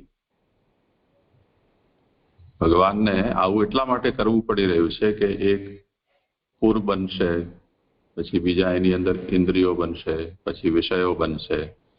એમાં પૂરની અંદર શયન કરનારો, પ્રવેશ કરનારો જીવ બનશે. આવું જુદું જુદું એટલા માટે કરવામાં આવી રહ્યું છે કે જો સ્વરૂપ જ સ્વરૂપ સર્વત્ર હોય તો એમાં રસાવિર્ભાવ ન થઈ શકે. સ્ત્રી પુરુષાદ્યવયવેશુ તથા ઉપલંભાત. જેમ સ્ત્રી પુરુષ વગેરે જે દેહના ભેદો પ્રકટ થયેલા છે એમાં પણ જે વિજાતીયતા છે તો રસાવિર્ભાવ છે, સજાતીયતામાં નથી હોતો. અતઃ સ્વસ્થિત રસાવિર્ભાવેન સ્પષ્ટ ભોગાર્થમ ભેદ રૂપમ આત્માનમ વિધાય.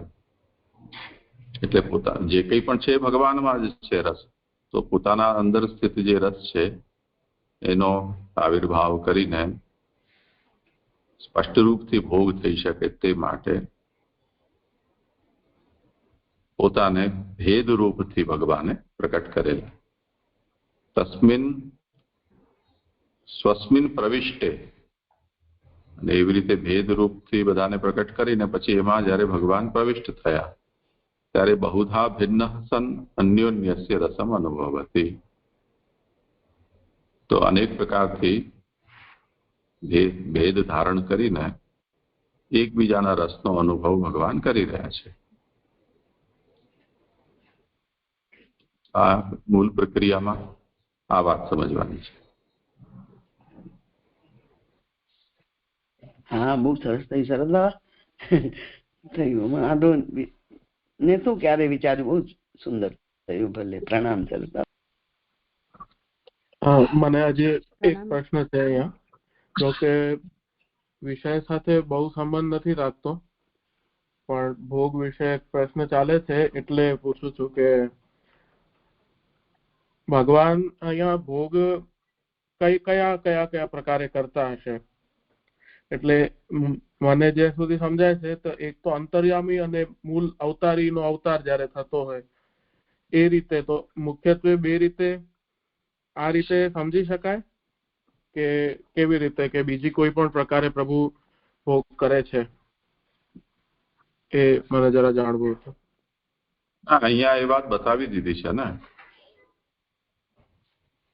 યત્ર ઇન્દ્રિયાણામ ગૌણત્વમ તત્ર વિષય પ્રાધાન્યમ ભોગે ક્વચિત ઇન્દ્રિયાણામ અપ્રાધાન્યમ ક્વચિત ઇન્દ્રિયાણામ એવ પ્રાધાન્યમ મહારાજ શરીરવત. અત્યારે અંતર્યામી જીવ કે વિષય એમ કોણ કોનો ભોગ કરે છે એ મુદ્દો નથી. આ બધા રૂપ ભગવાન જ છે. તો ક્યારેક ઇન્દ્રિયોને ગૌણ બનાવીને, વિષયોને પ્રધાન બનાવીને પણ ભગવાનનો ભોગ થાય છે. ક્યારેક એનાથી ઉલટું પણ. એના માટે આ મહારાજ શરીરવત એનું ઉદાહરણ આપ્યું કે રાજાને દિવ્ય અનુકૂળ ન હોય તેમ છતાં પણ રાજ દરબારમાં જવું હોય તો દરબારીનો વેશ અનિચ્છયા પણ ધારણ કરવો પડે છે. તો એમાં ઇન્દ્રિયોનું અપ્રાધાન્ય થઈ જાય છે.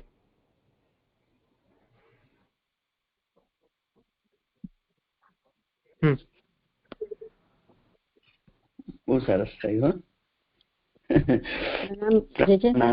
મને આ જે ઉત્થાનિકા આવી ને તો એમાં એવું કહ્યું કે શબ્દો ભગવાનને અધીન હોવાથી એ પ્રકટ થાય એ માટે ભગવાનની એવી રીતે પ્રાર્થના કરીને. એટલે આગળના શ્લોકમાં એ સુખદેવજી વક્તા છે અને હવે ભગવાનનું કીર્તન કરવાના છે તો શબ્દોની અધીનતા બતાવી કે ભગવાનને અધીન છે. પણ અહીંયા જયારે અર્થની અધીનતા બતાવી રહ્યા છે તો એમાં જે આ ભોગનું આવ્યું તો એ કર્ણેન્દ્રિયથી એ બધા જે શ્રોતાઓ છે સાંભળવાના છે એના સંદર્ભમાં અર્થ એટલે આ ભોગતા બતાવ્યું છે. આ મને આ શ્લોકની ઉત્થાનિકા સાથે નથી જોવાતું. હા, સારો સવાલ. એટલે અહીંયા અર્થ પણ ભગવાન જ છે, શબ્દ ભગવાન છે એનો અર્થ પણ ભગવાન જ છે. કારણ કે આગળ જોયું કે વાક્યને અર્થ નિત્ય હોય છે. હવે સુખદેવજીના મુખમાંથી જે વાણી નીકળવાની છે ભગવાન એના પતિ છે. તો એ વાણી સીધી ન જઈને અલંકૃત કરવા માટે પ્રકારથી પ્રવેશ કરો. તો અલંકૃત કેવી રીતે થશે? તો ભગવાન અહીંયા જે આમાં આપ્યું ને કે સર્વસ્થલે સ્થિતિ અને ભોગ ભગવાને કરેલો છે. તો એ વાણીમાં રહેલા ભગવાન એનો ભોગ કરો. તો આવી એમની કામના છે કે જો એ વાણીમાં રહેલા ભગવાન છે, કારણ કે ભગવાન વાણીના પતિ છે તો વાણીમાં એ ભગવાન છે, પણ એનો ભોગ પણ ભગવાન કરે તો એ ભોગ કેવી રીતે થશે? તો આખી આ પ્રક્રિયા બતાવી છે કે એ બધી ઇન્દ્રિયોમાં ભગવાન પ્રવેશ કરે અને રસ એમાં પેદા કરે અને ભગવાન એનો ભોગ કરે છે. તો આ રીતે અહીંયા અલંકૃત કરવા માટે અહીંયા એવી પ્રાર્થના કરી રહ્યા છે કે વાણી એટલે અહીંયા નીચે બી કીધું કે 7 અર્થ કરવા છે ને, તો ભગવાન જો 7 ઇન્દ્રિયમાં પ્રવેશ કરી શકતા હોય તો એ વાણીને પણ અલંકૃત કરવા આભૂષિત કરવા એ ભગવાન સામર્થ્ય છે એમનામાં. એ માટે અહીંયા પ્રાર્થના કરી રહ્યા છે એવું મને અહીંયા સમજાય છે.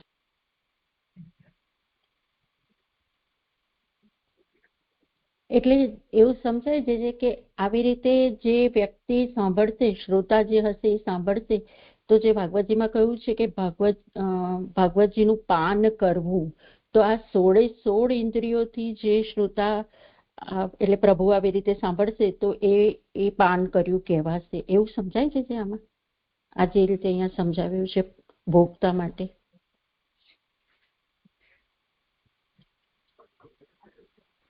મને અહીંયા થોડું એવું સમજાય છે કે જે વાણી સુખદેવજીના મુખમાંથી પ્રગટ થવાની છે ભગવત ગુણગાન એ રસરૂપ થાય. તો એ રસરૂપ ક્યારે થશે? કે જ્યારે ભગવાન એને અલંકૃત કરશે તો એ રસરૂપ થશે. તો એના માટે અહીંયા પ્રાર્થના કરી છે એટલું જ સમજાય છે. આ તમે જે શ્રોતા સુધીની વાત લઈ જાઓ છો એ મને અહીંયા નથી બેસતી. પછી જે કહેવું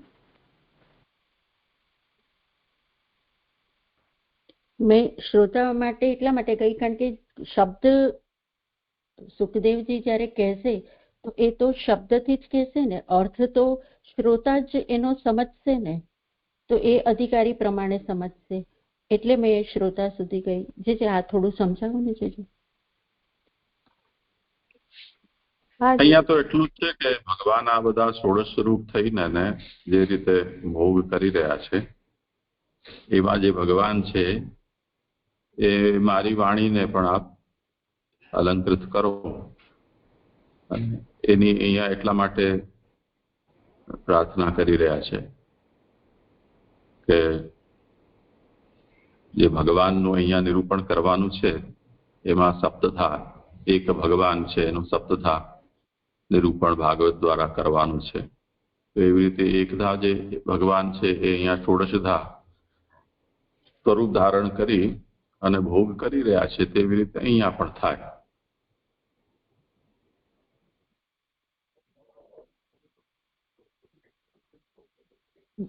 ભોગ એટલે કેવી કોના દ્વારા ભોગ? વાણી શબ્દોનો ભોગ, અહીંયા જે અર્થ પણ ભગવાનને અધીન હોવાથી આટલું જ મને આ જોડાતું નથી કે અર્થ કેવી રીતે લેવાનો, ભોગ કેવી રીતે કરી રહ્યા છે. સુખદેવની વાણી થશે અને એનો અર્થ ભગવાન થશે. હા જી જી જી હવે સમજાયું. અને જે અહીંયા જે કહ્યું અતો વાચે સ્થિત કૃષ્ણ તામ ભૂંગતામ એથી કામના, એ કારિકામાં કરેલું છે એ જ યાદ છે. હા જેથી પણ મને એવું સમજ જ નહીં પડી, હવે ક્લિયર થયું. હા અને જે આ જે છેલ્લું કહ્યું ને કે 7 અર્થો જે કયા છે, તો એ 7 સ્કંદ પ્રકરણ એવી રીતે 7 લેવાના કે 7 વિભક્તિના પ્રત્યે પણ ભગવાન જ બન્યા છે એવી રીતે લેવાશે અહીંયા?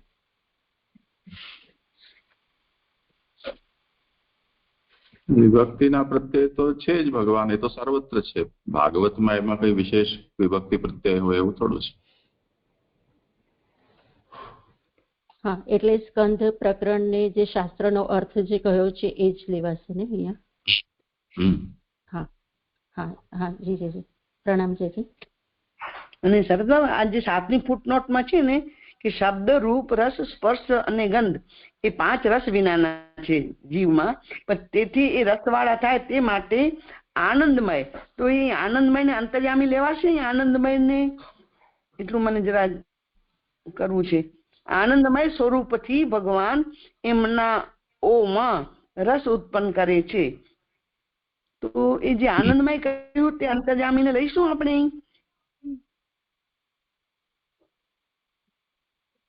આનંદમય સ્વરૂપથી.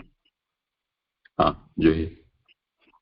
હા એ સ્વરૂપથી અહીંયા આપણે હમણાં જોયું ને કે અંતર્યામી જ અંદર પ્રવેશ કરે છે પુરુષપણાથી. તો એ વ્યષ્ટિના રૂપથી વાત લઈશું, સમષ્ટિ ને વ્યષ્ટિથી, તો અંતર્યામી જ અંદર વિરાજી રહ્યા છે, તો એ જ અંદર પ્રવેશ કરીને એ રસરૂપ કરે છે એવું સમજાય છે મને. એમના ઓમાં એટલે એ જીવોમાં રસ ઉત્પન્ન કરે છે ને એ રસ એટલે રસનો ભોગ કરે છે. એ રસ ઉત્પન્ન કરે છે. એમાંથી તન્માત્રા જે કીધી ને શબ્દ, રસ, રૂપ, સ્પર્શ અને ગંધ, એ તો જડ છે તન્માત્રાઓ. તો એમાં એ રસ વિનાના છે. તો એ બધા રસ વાળા થાય તો એનામાં એટલે તન્માત્રામાં એમાં રસ હોતો નથી, પણ એમાં ભગવાન આનંદમય સ્વરૂપથી એમાં પ્રગટ થાય. વિષયોમાં પણ ભગવાન થાય ને ઇન્દ્રિયોમાં પણ ભગવાનનો પ્રવેશ થવાથી એ રસરૂપ થાય છે એવું કહેવા માંગતા હોય એવું સમજાય છે. એમના ઓમાં રસ ઉત્પન્ન કરે છે એટલે એ ભક્તોમાં રસ ઉત્પન્ન કરીને પછી પોતે ભોગ કરે છે. ના એવું સમજવાનું ના. એમના ઓમાં તન્માત્રાઓમાં એવું મને સમજાય. બરાબર. કારણ કે ઉપર એમ થશે જીજી બરાબર ને?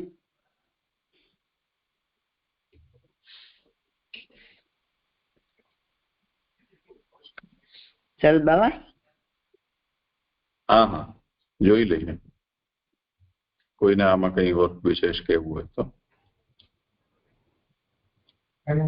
આપે જે અંતર્યામીના જે ભોગતા રૂપ બતાવ્યું એ જ રીતે અહીંયા સમજવાનું.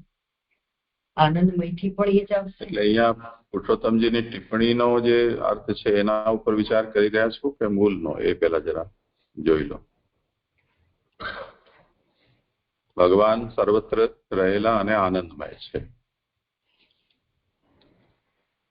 એ સંબંધમાં સ્વરૂપથી જ સ્વરૂપનો અનુભવ કરવામાં આવે ત્યારે એવો રસ પ્રાપ્ત થતો નથી. તેથી પોતામાં રહેલા રસને પ્રકટ કરીને સ્પષ્ટ ભોગ થાય એ માટે પોતાને જુદા પ્રકારના કરીને એમાં પોતે પ્રવેશ કરતા ઘણા પ્રકારના ભેદવાળા થઈ પરસ્પર રસનો અનુભવ કરે છે. આ પ્રક્રિયા થઈ. તો વૈજાત્ય હોય તો અહીંયા વિવિધતા આવી શકે અને રસભોગ થઈ શકે.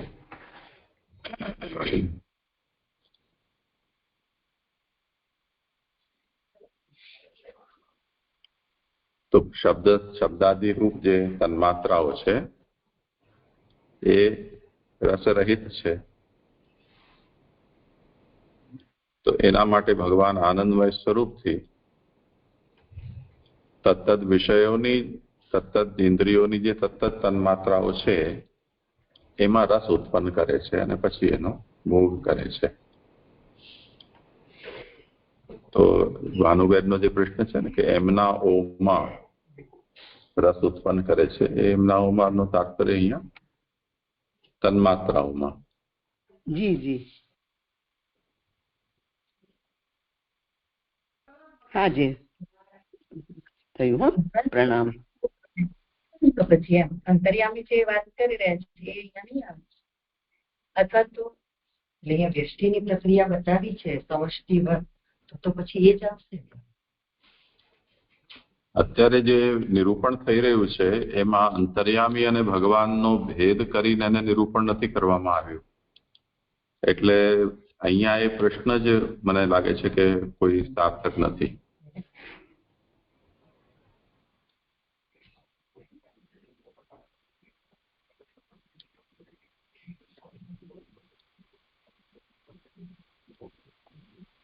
એટલે ભગવાનનો જયારે લીલાના અંદર આ ભોગ કરવા માટે ભગવાને આ બધું પ્રકટ કર્યું છે અને તે રૂપે થયા છે વિભિન્ન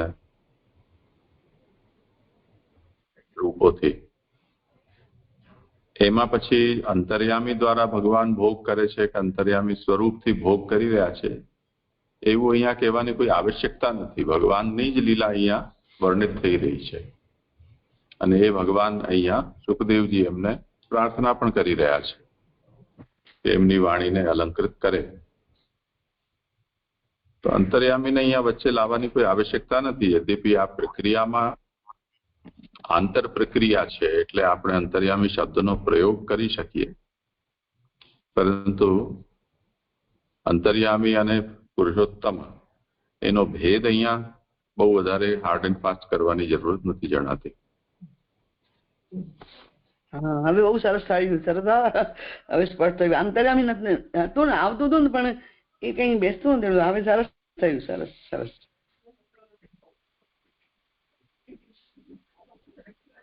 દંડવત પ્રણામ છે. એટલે આ બધી જે ચર્ચા થઈ ને એટલે મારે પહેલેથી એ પ્રશ્ન હતો કે અહીંયા આગળ એમ કહ્યું કે 128 નંબરના પાન ઉપર કે મોટા ભૂતો એટલે પોતે રચેલા 5 મહાભૂતોથી જ આ દેવ વગેરે રૂપ શરીરો રચી આ શરીરોમાં ભગવાન પોતે જ શયન કરે છે. એમ ન કરે તો પુરુષપણું જ ન હોય. પછી આગળ એનું બધું ઉદાહરણ. તો મને એટલે સમષ્ટિની જેવી પ્રક્રિયા વ્યષ્ટિમાં છે એટલે આપણે એમ વિચાર્યું તે વખતે કે વિરાટના શરીરમાં બધા ભેગા ના થયા એટલે ભગવાને પોતે મૂળ સ્વરૂપથી અંદર પ્રવેશ કર્યો, ત્યારે પછી બધા કારણભૂત તત્વો ભેગા થયા. તો એવી જ પ્રક્રિયા અહીંયા આગળ વ્યષ્ટિમાં બતાવે છે. પણ મને અહીંયા આગળ આ જે અહીંયા કેમ કે ભગવાન પોતે જ શયન કરે છે તો આપણે એને અહીંયા આગળ જીવ એમ કેમ ના લઈ શકીએ છીએ? કેમ કે હું એટલા માટે એ પૂછું છું કે અહીંયા આગળ દેહ અને દેહની વાત છે કે ભગવાન પોતે ભોગ કરવા માટે દેહને પ્રગટ કરે છે, જે જુદા જુદા પ્રકારના દેહને પ્રગટ કરે. તો એ દેહમાં એ જીવપણાથી કેમ ભોગ ના કરી શકે? એટલે મને અહીંયા આગળ હું ક્યારની એને જીવ સંબંધી લેતી હતી કે જીવ રૂપથી પણ ભગવાન જ થયા છે ને, તો એવું અહીંયા આગળ નહીં લેવું જોઈએ. જે હા એટલે એને પુરુષ નથી કહેવાતો ને, એટલે અહીંયા પુરુષ શબ્દ છે એ જીવનો ભેદક છે. એટલે જે પુરુષ શબ્દ છે એ અંતર્યામી નો દ્યોતક છે એટલા માટે. નહીં એમ સમજો ને તો એમ તો સમજાય ને કે વિરાટ પુરુષ નો દ્યોતક છે એવું પણ સમજાય ને. પણ માસી અહીંયા તો વ્યષ્ટિની વાત છે ને. હવે સમષ્ટિની જેવી જ પ્રક્રિયા વ્યષ્ટિમાં બતાવી છે, બરાબર ને? તો વ્યષ્ટિમાં તો વિરાટ પુરુષ ક્યાં આવશે? એટલે મને ક્યારની કન્ફ્યુઝન એ થતી હતી કે વ્યષ્ટિમાં તો એક દેહ છે અને એક જીવ છે, અંતર્યામી તો સાક્ષીવત છે, પછી એનો ભોગ એ કરે છે એ વિષય આખો અલગ છે. તો અહીંયા આગળ પણ પછી જે એમ કહ્યું કે પુરુષ શબ્દ વાપરેલો છે એટલે આપણે જીવ નહીં વાપરવું. તો આવી પ્રક્રિયામાં જયારે પુરુષ શબ્દનો ઉપયોગ થાય ત્યારે પછી શું સમજવાનું? અંતર્યામી સમજવાનું, એવું છે? અહીંયા શ્લોકમાં પહેલું પદ છે વિભુ, બીજો છે પુરુષ અને ત્રીજું છે ભગવાન. શ્લોકમાં સ્તુતિ ભગવાનની થઈ રહી છે. કારિકામાં એ વાત બતાવી કે સ્થિતિ અને ભોગ સર્વત્ર ભગવાન જ કરે છે. એ મારી વાણીમાં સ્થિત કૃષ્ણ છે, એ આનો ભોગ કરો એવી સુખદેવ કામના કરી રહ્યા છે. અને સુખદેવ અહીંયા પુરુની અંદર જે બિરાજે છે એવા વિભુ પુરુષ અને ભગવાન, આમાં જીવનો તો કોઈ પ્રસંગ જ નથી ને. હા, એ તો બરાબર, પણ એટલે તો પુરુષ થી અહીંયા અંતર્યામી લીધા એમ, એટલે અંતર્યામી પછી આવશે ને, જે પુરુષ થી પછી શું આવશે? એને તો ના પાડી દીધી ને પહેલા જ, અંતર્યામી નથી એ તો કહી દીધું, સુબોધનીજીમાં જ કહી દીધું. હા, જીવ નહીં, ભગવાન એટલે જીવપણાથી નથી કરી રહ્યા ભોગ, અંતર્યામીપણાથી નથી કરી રહ્યા ભોગ, તો ભગવાન પોતે તત્વ રૂપથી જ ભોગ કરી રહ્યા છે. પછી એવું સમજવાનું ને જે એ તો વાત થઈ રહી છે. હા, એટલે મને એ ભેદ હજી મારે મારે સ્પષ્ટ નતો થતો કે એકાદશ ઇન્દ્રિયો અને પાંચ તન માત્રા એમ 16 પ્રકારથી જે ભોગ થઈ રહ્યો છે તે ઇન્દ્રિયો રૂપ અને એની માત્રાઓ રૂપ, અને માત્રાઓમાં જે રસ નતો એ પ્રગટ કરીને એ તત્ત રૂપથી ભોગ થઈ રહ્યો છે, ના જીવપણાથી કે ના અંતર્યામીપણાથી, પણ તત્તપણાથી ભોગ થઈ રહ્યો છે. આ બરાબર છે જી? જી, દંડવત પ્રણામ જી.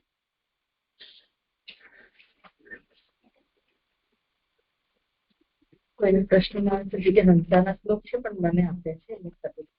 જે દંડવત પ્રણામ, મારું અહીંયા નિરૂપણ પૂરું થયું. અચ્છા, ભલે. દંડવત પ્રણામ જીજી. હવે 24મો શ્લોક કરું છું. એ પ્રમાણે પ્રાર્થના કહીને પોતાના ગુરુ ભગવાન વ્યાસને નીચેના શ્લોકથી નમસ્કાર કરે છે. એટલે આગળ હવે આપણને બતાવી કે સુખદેવજી પ્રાર્થના ભગવાનને કરી રહ્યા છે, તો એ રીતે હવે આગળ કહી રહ્યા છે. એ પ્રાર્થના કહી દીધી જેટલી પણ કરવાની હતી, એટલે હવે પોતાના ગુરુ ભગવાન વ્યાસને નીચેના શ્લોકથી નમસ્કાર કરે છે. નમસ્તસ્મૈ ભગવતે વાસુદેવાય વેદસે કપૂર જ્ઞાનમયમ સૌમ્યા યન્મુખામ ગુરુ ભાવહાસવમ. એ ભાગવત રચનાર વાસુદેવ, જેમના જ્ઞાનમય મુખકમલના આસવનું પાન શાંત પુરુષોએ કરેલું છે, તેમને નમસ્કાર.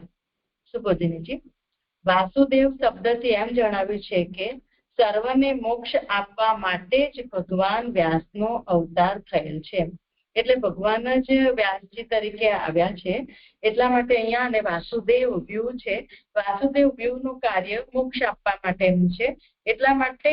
અને વ્યાસજીએ જે કર્યા છે નામાત્મક જે સૃષ્ટિનું, એમને જે મતલબ વેદના વિભાગ કર્યા, એની શાખાઓના વિભાગ કર્યા, એની શાખાઓના પણ બીજી શાખાઓના વિભાગ કર્યા, એવી રીતે અહીંયા કહી રહ્યા છે કે એટલું. અને ભગવતજીની રચના સમાધિમાંથી પણ કરી, તો આ બધું જે એમને સાધનો કરેલા છે, તો એ બધા કર્યા કેમ, એમને આ બધું કેમ કર્યું, તો એને મોક્ષ આપવા માટે જ એમ અહીંયા કહી રહ્યા છે. એટલે વ્યાસજી આ બધા કાર્યો કર્યા છે, એટલે રચનારી શબ્દ આગળ પણ આપણને કહી રહ્યા છે. શબ્દના પ્રકારની સૃષ્ટિ કરે છે, તેથી રચનાર શબ્દથી મોક્ષનો ઉપાય કહેલ છે. તો આજે એમને રચના કરી છે, એટલે રચનાર કેમ કયા છે એના માટે પણ આપણે એવું સમજવું જોઈએ કે એમને એ વ્યાસજી કેવલ રચનાર છે, ભગવાને એમના દ્વારા કરાવ્યું છે, અથવા તો વ્યાસજીમાં ભગવાને આવેશ કરીને આ કાર્ય કરાવ્યું છે. એટલે વ્યાસજીને રચનાર શબ્દથી મોક્ષનો ઉપાય કહેલ છે એમ કહી રહ્યા છે. ઉત્તરાર્ધથી વ્યાસનું નમસ્કાર કરવા રૂપ જણાવેલ છે, એટલે વ્યાસજીને નમસ્કાર કરે છે ઉત્તરાર્ધથી કહ્યું. અને આગળ કહે છે હવે કે જ્ઞાનમય એટલે સર્વ વસ્તુઓનું યથાર્થ જ્ઞાન કરાવનાર ભારત વગેરે સૌમ્યા ભલા શબ્દથી જ્ઞાનમાં રહેલાઓની યોગ્યતા સૂચવેલી છે. એમાં 1 નંબરની ફૂટનોટ છે. યોગ્યતા એટલે પાન કરવાની યોગ્યતા. તો અહીંયા જે કહ્યું કે જ્ઞાનમય, એ જ્ઞાનમય કેમ કહ્યું, તો કે સર્વ વસ્તુઓનું યથાર્થ જ્ઞાન, જે રીતે વાસ્તવિક જ્ઞાન સર્વ વસ્તુઓનું પદાર્થોનું છે તેવું જ્ઞાન કરાવનાર મહાભારત આદિની રચના વ્યાસજીએ કરી છે. સૌમ્ય એનો અર્થ કરે છે ભલા શબ્દથી જ્ઞાનમાં રહેલાઓની યોગ્યતા, એટલે કે પાન કરવાની યોગ્યતા. તો એના સૌમ્ય કેમ કહ્યું, તો કે છે કે જેને પાન કરવું છે, જેને પાન કરવાની યોગ્યતા છે એ અનુપાન કરી રહ્યા છે એવી જ્ઞાનમાં રહેલાઓની યોગ્યતા સૂચવેલી છે કે પાન કરવાની યોગ્યતા જેની છે તેને અહીંયા બતાવી રહ્યા છે. જેમનું મુખ જ અંબુરુહમ કમલ છે, તેમાં રહેલો મકરંદ જ પ્રપંચને ભૂલાવનાર તરીકે આસવ શબ્દથી કહેલો છે.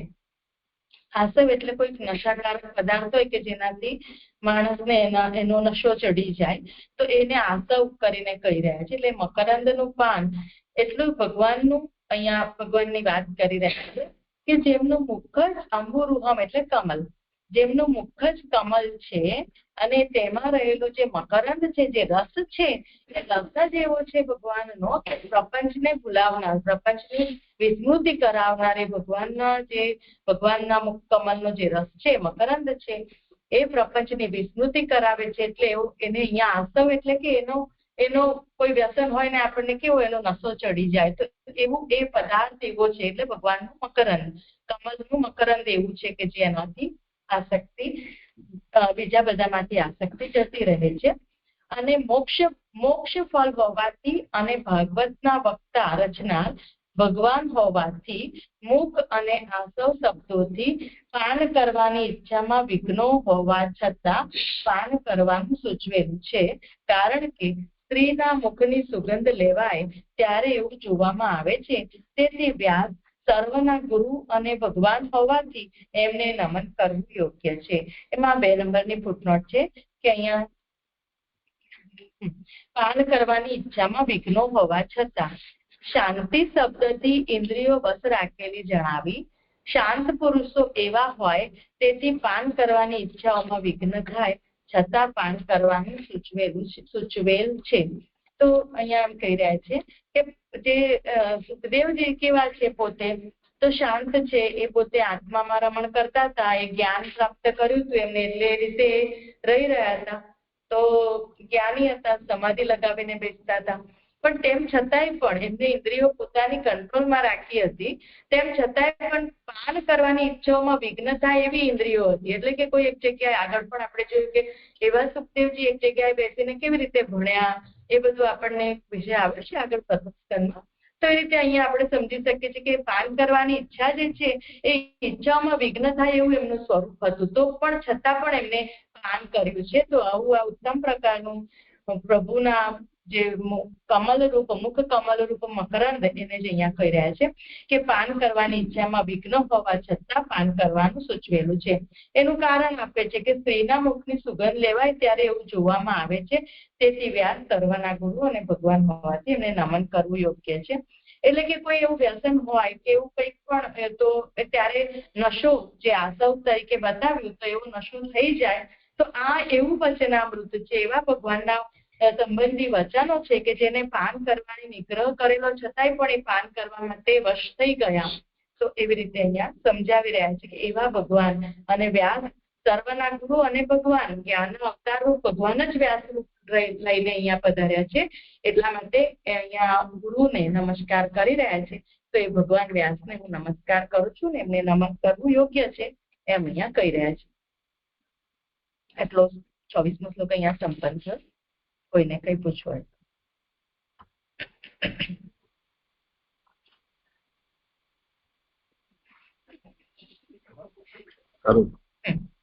હવે શ્લોક 25મો. એ પ્રમાણે દેવતારૂપ અને ગુરુને નમસ્કાર કરીને મોટા પ્રપંચથી એ જણાવવા પહેલાના પ્રશ્નનો ઉત્તર નીચેના શ્લોકથી આપે છે. અહીંયા જે ગઈ વખતે આપે મોટા પ્રપંચ એવું કહ્યું છે ને, એના પ્રબંધ છે એવું આપે લખાવ્યું છે. પછી પ્રબંધ, હા, એટલે પ્રબંધ છે, પ્રપંચ ત્યાં નથી. એ જણાવવા પહેલાના પ્રશ્નનો ઉત્તર નીચેના શ્લોકથી આપે છે. મૂળમાં પ્રબંધ શબ્દ છે, એનો અનુવાદ આમણે પ્રપંચ કરેલો છે, જે ગુજરાતીમાં આવી રીતે શબ્દ પ્રયોગની રૂઢી નથી. સંસ્કૃતમાં છે મહતા પ્રપંચેન નિરૂપિતમ, એમ કહેવાનો મતલબ કે બહુ વિસ્તારપૂર્વક નિરૂપણ કર્યું. ગુજરાતીની અંદર પ્રપંચ શબ્દ છે નિંદાર્થક હોય છે. હા વિસ્તારી લેવાનું. હા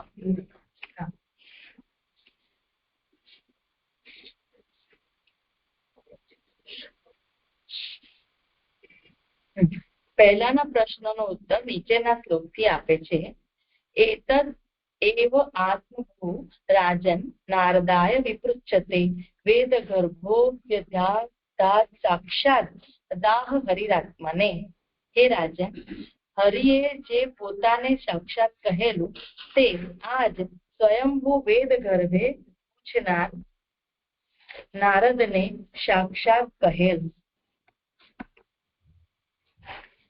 જે તે મને પૂછ્યું એટલે નારદજીને બ્રહ્માજી કહી રહ્યા હોય એ રીતે જે તે એટલે અત્યારે સુખદેવજી પરીક્ષિતજીને કહી રહ્યા છે, હે રાજન એમ કરીને જે કહી તો કે છે કે જે તે મને પૂછ્યું આ જ નારદે બ્રહ્માજીને પૂછ્યું હતું એમ એ રીતે કહી રહ્યા છે. જે તે મને પૂછ્યું આ જ નારદે પૂછેલું. પ્રમેય બલથી પુષ્ટ થયેલ સ્વયંભૂ બ્રહ્માએ કહેલ વેદો જેમની અંદર હતા એમ એ પ્રમાણ બલથી પણ પુષ્ટ હતા.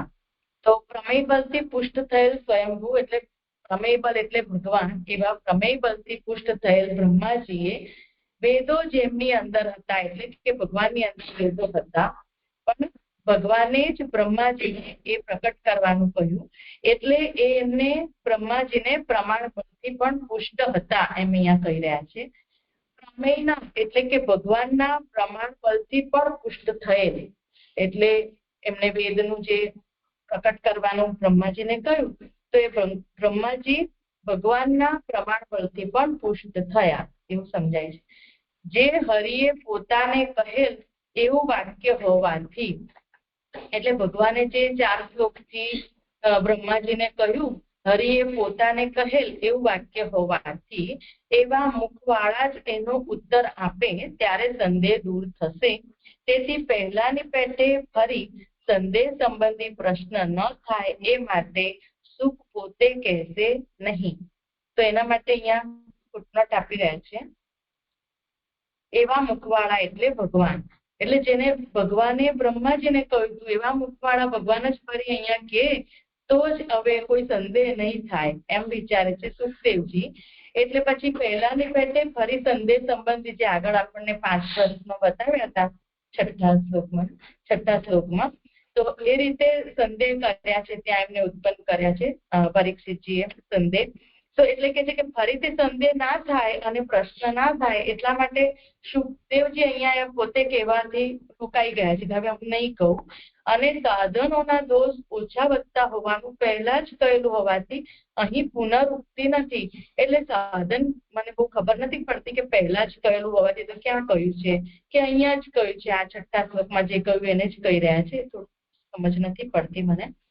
પણ સાધન કોઈ પણ બતાવશે તો સાધનોમાં તો કોઈ પ્રકારના દોષ રહેલા જ છે એવું આપણે સમજીએ છીએ. એટલે અહીંયા કહી રહ્યા છે તો પુનરુક્તિ નથી એમ કહી રહ્યા છે. સાક્ષાત એ શબ્દ બંને તરફનું વિશેષણ છે. એમાં 3 નંબરની ફૂટનોટ છે કે બંને ક્રિયાપદોનું એટલે હરિએ જે પોતાને સાક્ષાત કહેલું તે સ્વયંભૂ વેદ ગર્ભે પૂછનાર નારદને સાક્ષાત કહેલ. એવી રીતે અહીંયા 2 જગ્યાએ સાક્ષાત પદનો અર્થ લઈ રહ્યા છે કે હરિએ બ્રહ્માજીને કહ્યું એ જ અહીંયા નારદજીને સાક્ષાત કહ્યું હતું એવી રીતે. તો સાક્ષાત પણ ત્યાં તો બ્રહ્માજીએ કહ્યું હતું પણ બ્રહ્માજી રૂપે ભગવાને કહ્યું એવી રીતે કદાચ લઈ રહ્યા હોય તો જે કરશે પછી આગળ. આત્મને પોતાને એટલે બ્રહ્માને માટે એમાં 4 નંબરની ફૂટનોટ છે. આ વાક્યથી સાક્ષાત શબ્દ યોજવાનું પ્રયોજન કહેલું છે. એટલે બ્રહ્માને માટે ભગવાને સાક્ષાત કહ્યું હતું એમ અહીંયા કહી રહ્યા છે. પરંપરાથી કહેવામાં તો વક્તાના દોષ વચ્ચે આવી જાય તેથી જ પોતે કહેવાનું પણ બંધ રાખેલ છે.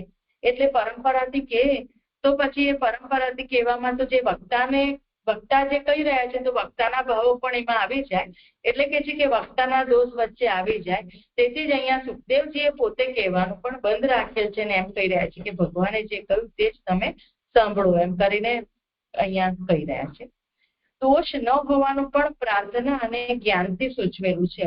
એટલે દોષ નથી એવું પણ સૂચવેલા છે કારણ કે અત્યાર સુધી જે એમને પ્રાર્થના કરી અને જે એમને જ્ઞાન પ્રાપ્ત થયું હતું એનાથી અહીંયા સૂચન કરેલું છે. એમાં 5 નંબરની ફૂટનોટ છે કે જો દોષ થવાના હોય તો ભગવાનની પ્રાર્થના ના કરો. એમને જે ભગવાનની પ્રાર્થના કરી અત્યાર સુધી આટલા શ્લોકોથી જે આપણે જોયું, તો કે જે દોષ થવાના હોય તો એ ભગવાનની પ્રાર્થના જ ન કરત. એવી કારણ કે ભગવાનનું સ્વરૂપ જાણી ગયા છે, જ્ઞાન છે એમને, એટલે પ્રાર્થના જેવી તેવી કરી હોય તો જ્ઞાન ન થાય એમ પણ કહી રહ્યા છે.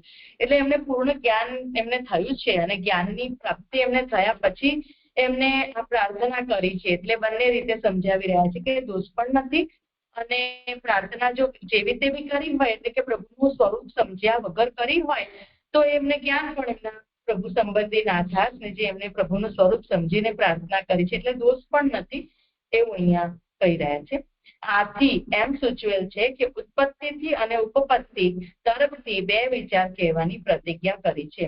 આથી એટલે ભગવાનના અને બ્રહ્માના વચનો સંબંધી કહેલ હોવાથી, એટલે અહીંયા ભગવાન અને બ્રહ્માના જે ચતુશ્લોકી કે છે અહીંયા 9મા અધ્યાયમાં આવશે એ વિષય. તો એટલે ઉપપત્તિ અને ઉત્પત્તિ આ બંને રીતે હવે 5મા જે આગળ 5મો અધ્યાય શરૂ થઈ રહ્યો છે એના માટે હવે આ ભૂમિકાને જેમ અહીંયા કહી રહ્યા છે કે ઉત્પત્તિથી અને ઉપપત્તિથી એમ 2 વિચાર કહેવાની પ્રતિજ્ઞા કરી છે, જે આપણને આગળ 5, 6, 7 અને 8, 9, 10 એ 6 અધ્યાયથી આગળ સમજાવશે. એટલો વિષય અહીંયા થોડો સમજાતો પણ નથી, પણ જેટલું સમજાયું એટલું મેં રજૂ કર્યું છે. હવે જે કહેશે કઈ થશે તો જે મને એટલો એમાં પ્રશ્ન એ છે કે આ પ્રમાણ બળથી પણ પુષ્ટ હતા, તો ભગવાને એમનામાં વેદ સ્થાપન કર્યા, એ જ પ્રમાણ બળથી પુષ્ટ બ્રહ્મા. વેદ ગર્ભ એટલે બ્રહ્મા, એમના ગર્ભમાં વેદ છે એટલે પ્રમાણ સ્વરૂપ તો છે જ. અધિકમાં એમને ભગવાનની કૃપા પ્રાપ્ત થઈ. અને આ સાધનોના દોષ ઓછા વધતા હોવાનું પહેલા જ કહેલું હોવાથી પુનરુક્તિ નથી, એ વાક્ય નથી સમજાતું. આમાં જ આગળ નિરૂપણમાં આવ્યું ને એ વિષય આ અધ્યાયમાં જ શ્લોકમાં કર્યા સાધન એટલે. હા બસ ભલે જે મને આટલું સમજાય. કોઈને કઈ પ્રશ્ન હોય તો કરી લો. એક પ્રશ્ન જોઈએ કે આપણે 2-3 શ્લોકમાં જોયું કે એટલે વેદ બ્રહ્માજીના અંદર હતા અને પછી પ્રગટ થયા. એ જ આપણે વેદને ઠાકોરજીનો નિશ્વાસ બી કહે છે, તો આને કેવી રીતે જોવું? હા કરો છો. એટલે વેદ તો ઠાકોરજીના નિશ્વાસ રૂપ જ છે, પણ અહીંયા જયારે નામાત્મક સૃષ્ટિ પણ વ્યાસજી દ્વારા ભગવાને કરાઈ છે. વ્યાસ એટલે જે બધો વિસ્તાર પ્રકટ કરે છે ભગવાને એમના દ્વારા કર્યું છે બધું. તો બ્રહ્માજી ને ઠાકોરજીના નિશ્વાસ રૂપ એ વેદ છે અને એ વેદ બ્રહ્માજીમાં સ્થાપન કર્યા છે. વેદ પહેલા બ્રહ્માજીમાં સ્થાપન કર્યા. બ્રહ્માજીમાંથી બ્રહ્માજીએ 4 વેદને 4 મુખમાંથી પ્રકટ કર્યા અને વ્યાસજીએ ત્યાર પછી રચનાર, એટલે જેમના માટે રચનાર શબ્દ વાપર્યો છે, વ્યાસજીએ ત્યાર પછી એ વેદ જે પ્રકટ થયા બ્રહ્માજીના મુખમાંથી એ વેદના વિભાગ પછી વ્યાસજીએ કર્યા. એટલે વ્યાસજીએ પ્રકટ કર્યા એવું આપણે નથી કહેતા, વ્યાસજી એના રચનાર છે એમ કહી રહ્યા છે. એવી રીતે પ્રકટ તો ભગવાને જ કર્યા છે. ભગવાને જ બ્રહ્માજીમાં સ્થાપન કર્યા, પછી બ્રહ્માજીએ એ વેદને અહીંયા પ્રકટ કર્યા. એવી રીતે એવું સમજાય. બ્રહ્માજી 4 ને બ્રહ્માજી એક જ, વ્યાસજી પછી 4 વિસ્તાર 4 મુખથી 4 વેદ પ્રકટ કર્યા એવું આપણે.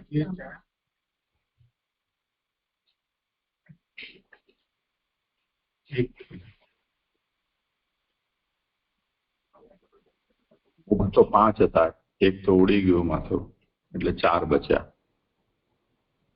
એ 4 વેદો છે એ વેદો બ્રહ્માના મુખમાંથી પ્રકટ થયા સમયે,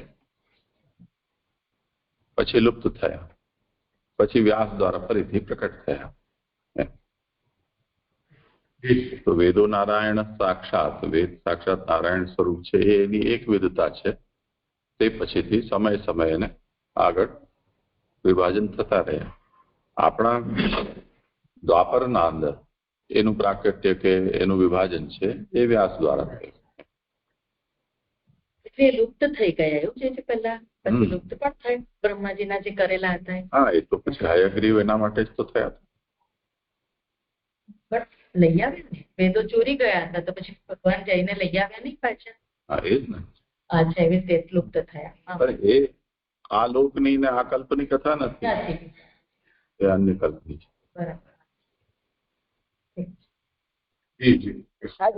મારે એક પ્રશ્ન છે અહીંયા આગળના જે 13મા શ્લોકમાં અંતમાં એમ કહ્યું ને કે વચનો જે શબ્દ છે તે ભગવાન મારા વચનોને શણગારો, એમાં વચનો એ બહુવચન 7 અર્થોના અભિપ્રાયથી યોજેલ છે અને મારા વચનો શબ્દથી બીજામાં 7 અર્થો ન હોવાનું જણાવેલ છે, કારણ કે ભાગવતમાં જ 7 અર્થ છે.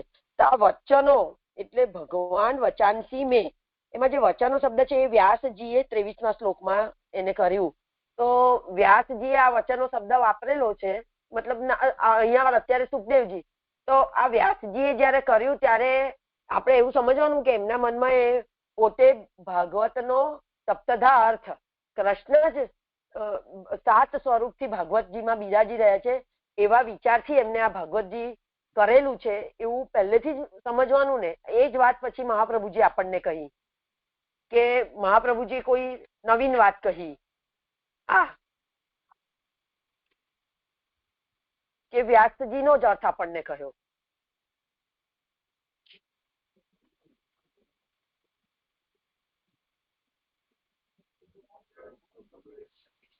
કરો સમાધાન.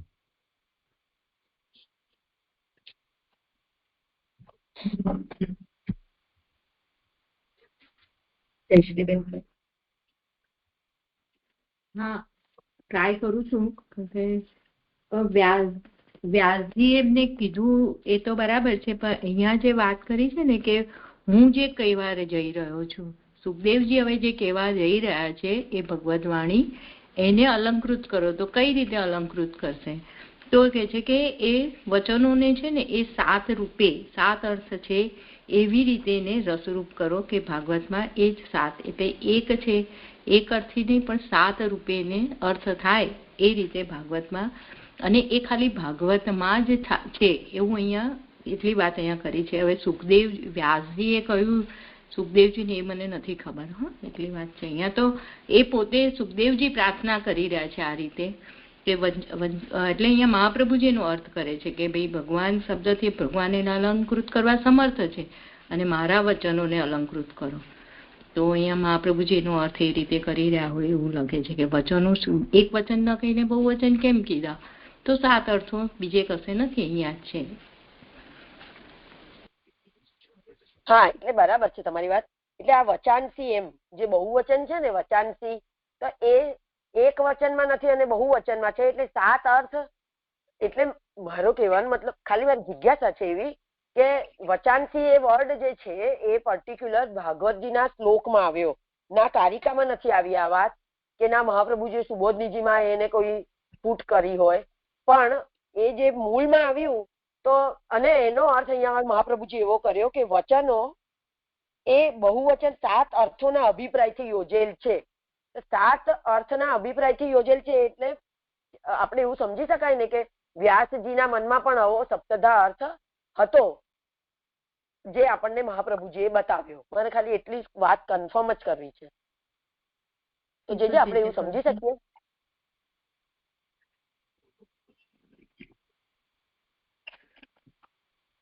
સમજી શકાય એવું. મહાપ્રભુજીએ સપ્તધા પ્રકટ કર્યો, પણ આપણા જેવાની અધિકારીતાને લક્ષ્યમાં રાખીને ખાલી સપ્તધા કર્યો હોય, એનાથી વિશેષ પણ હોઈ શકે, તો એને આપણે સીમિત ન કરવું જોઈએ.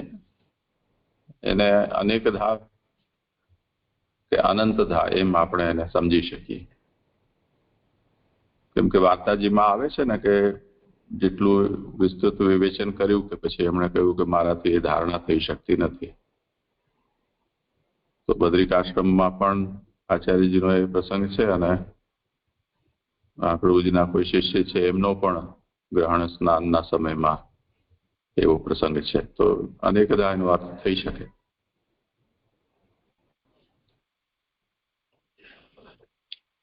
સારું.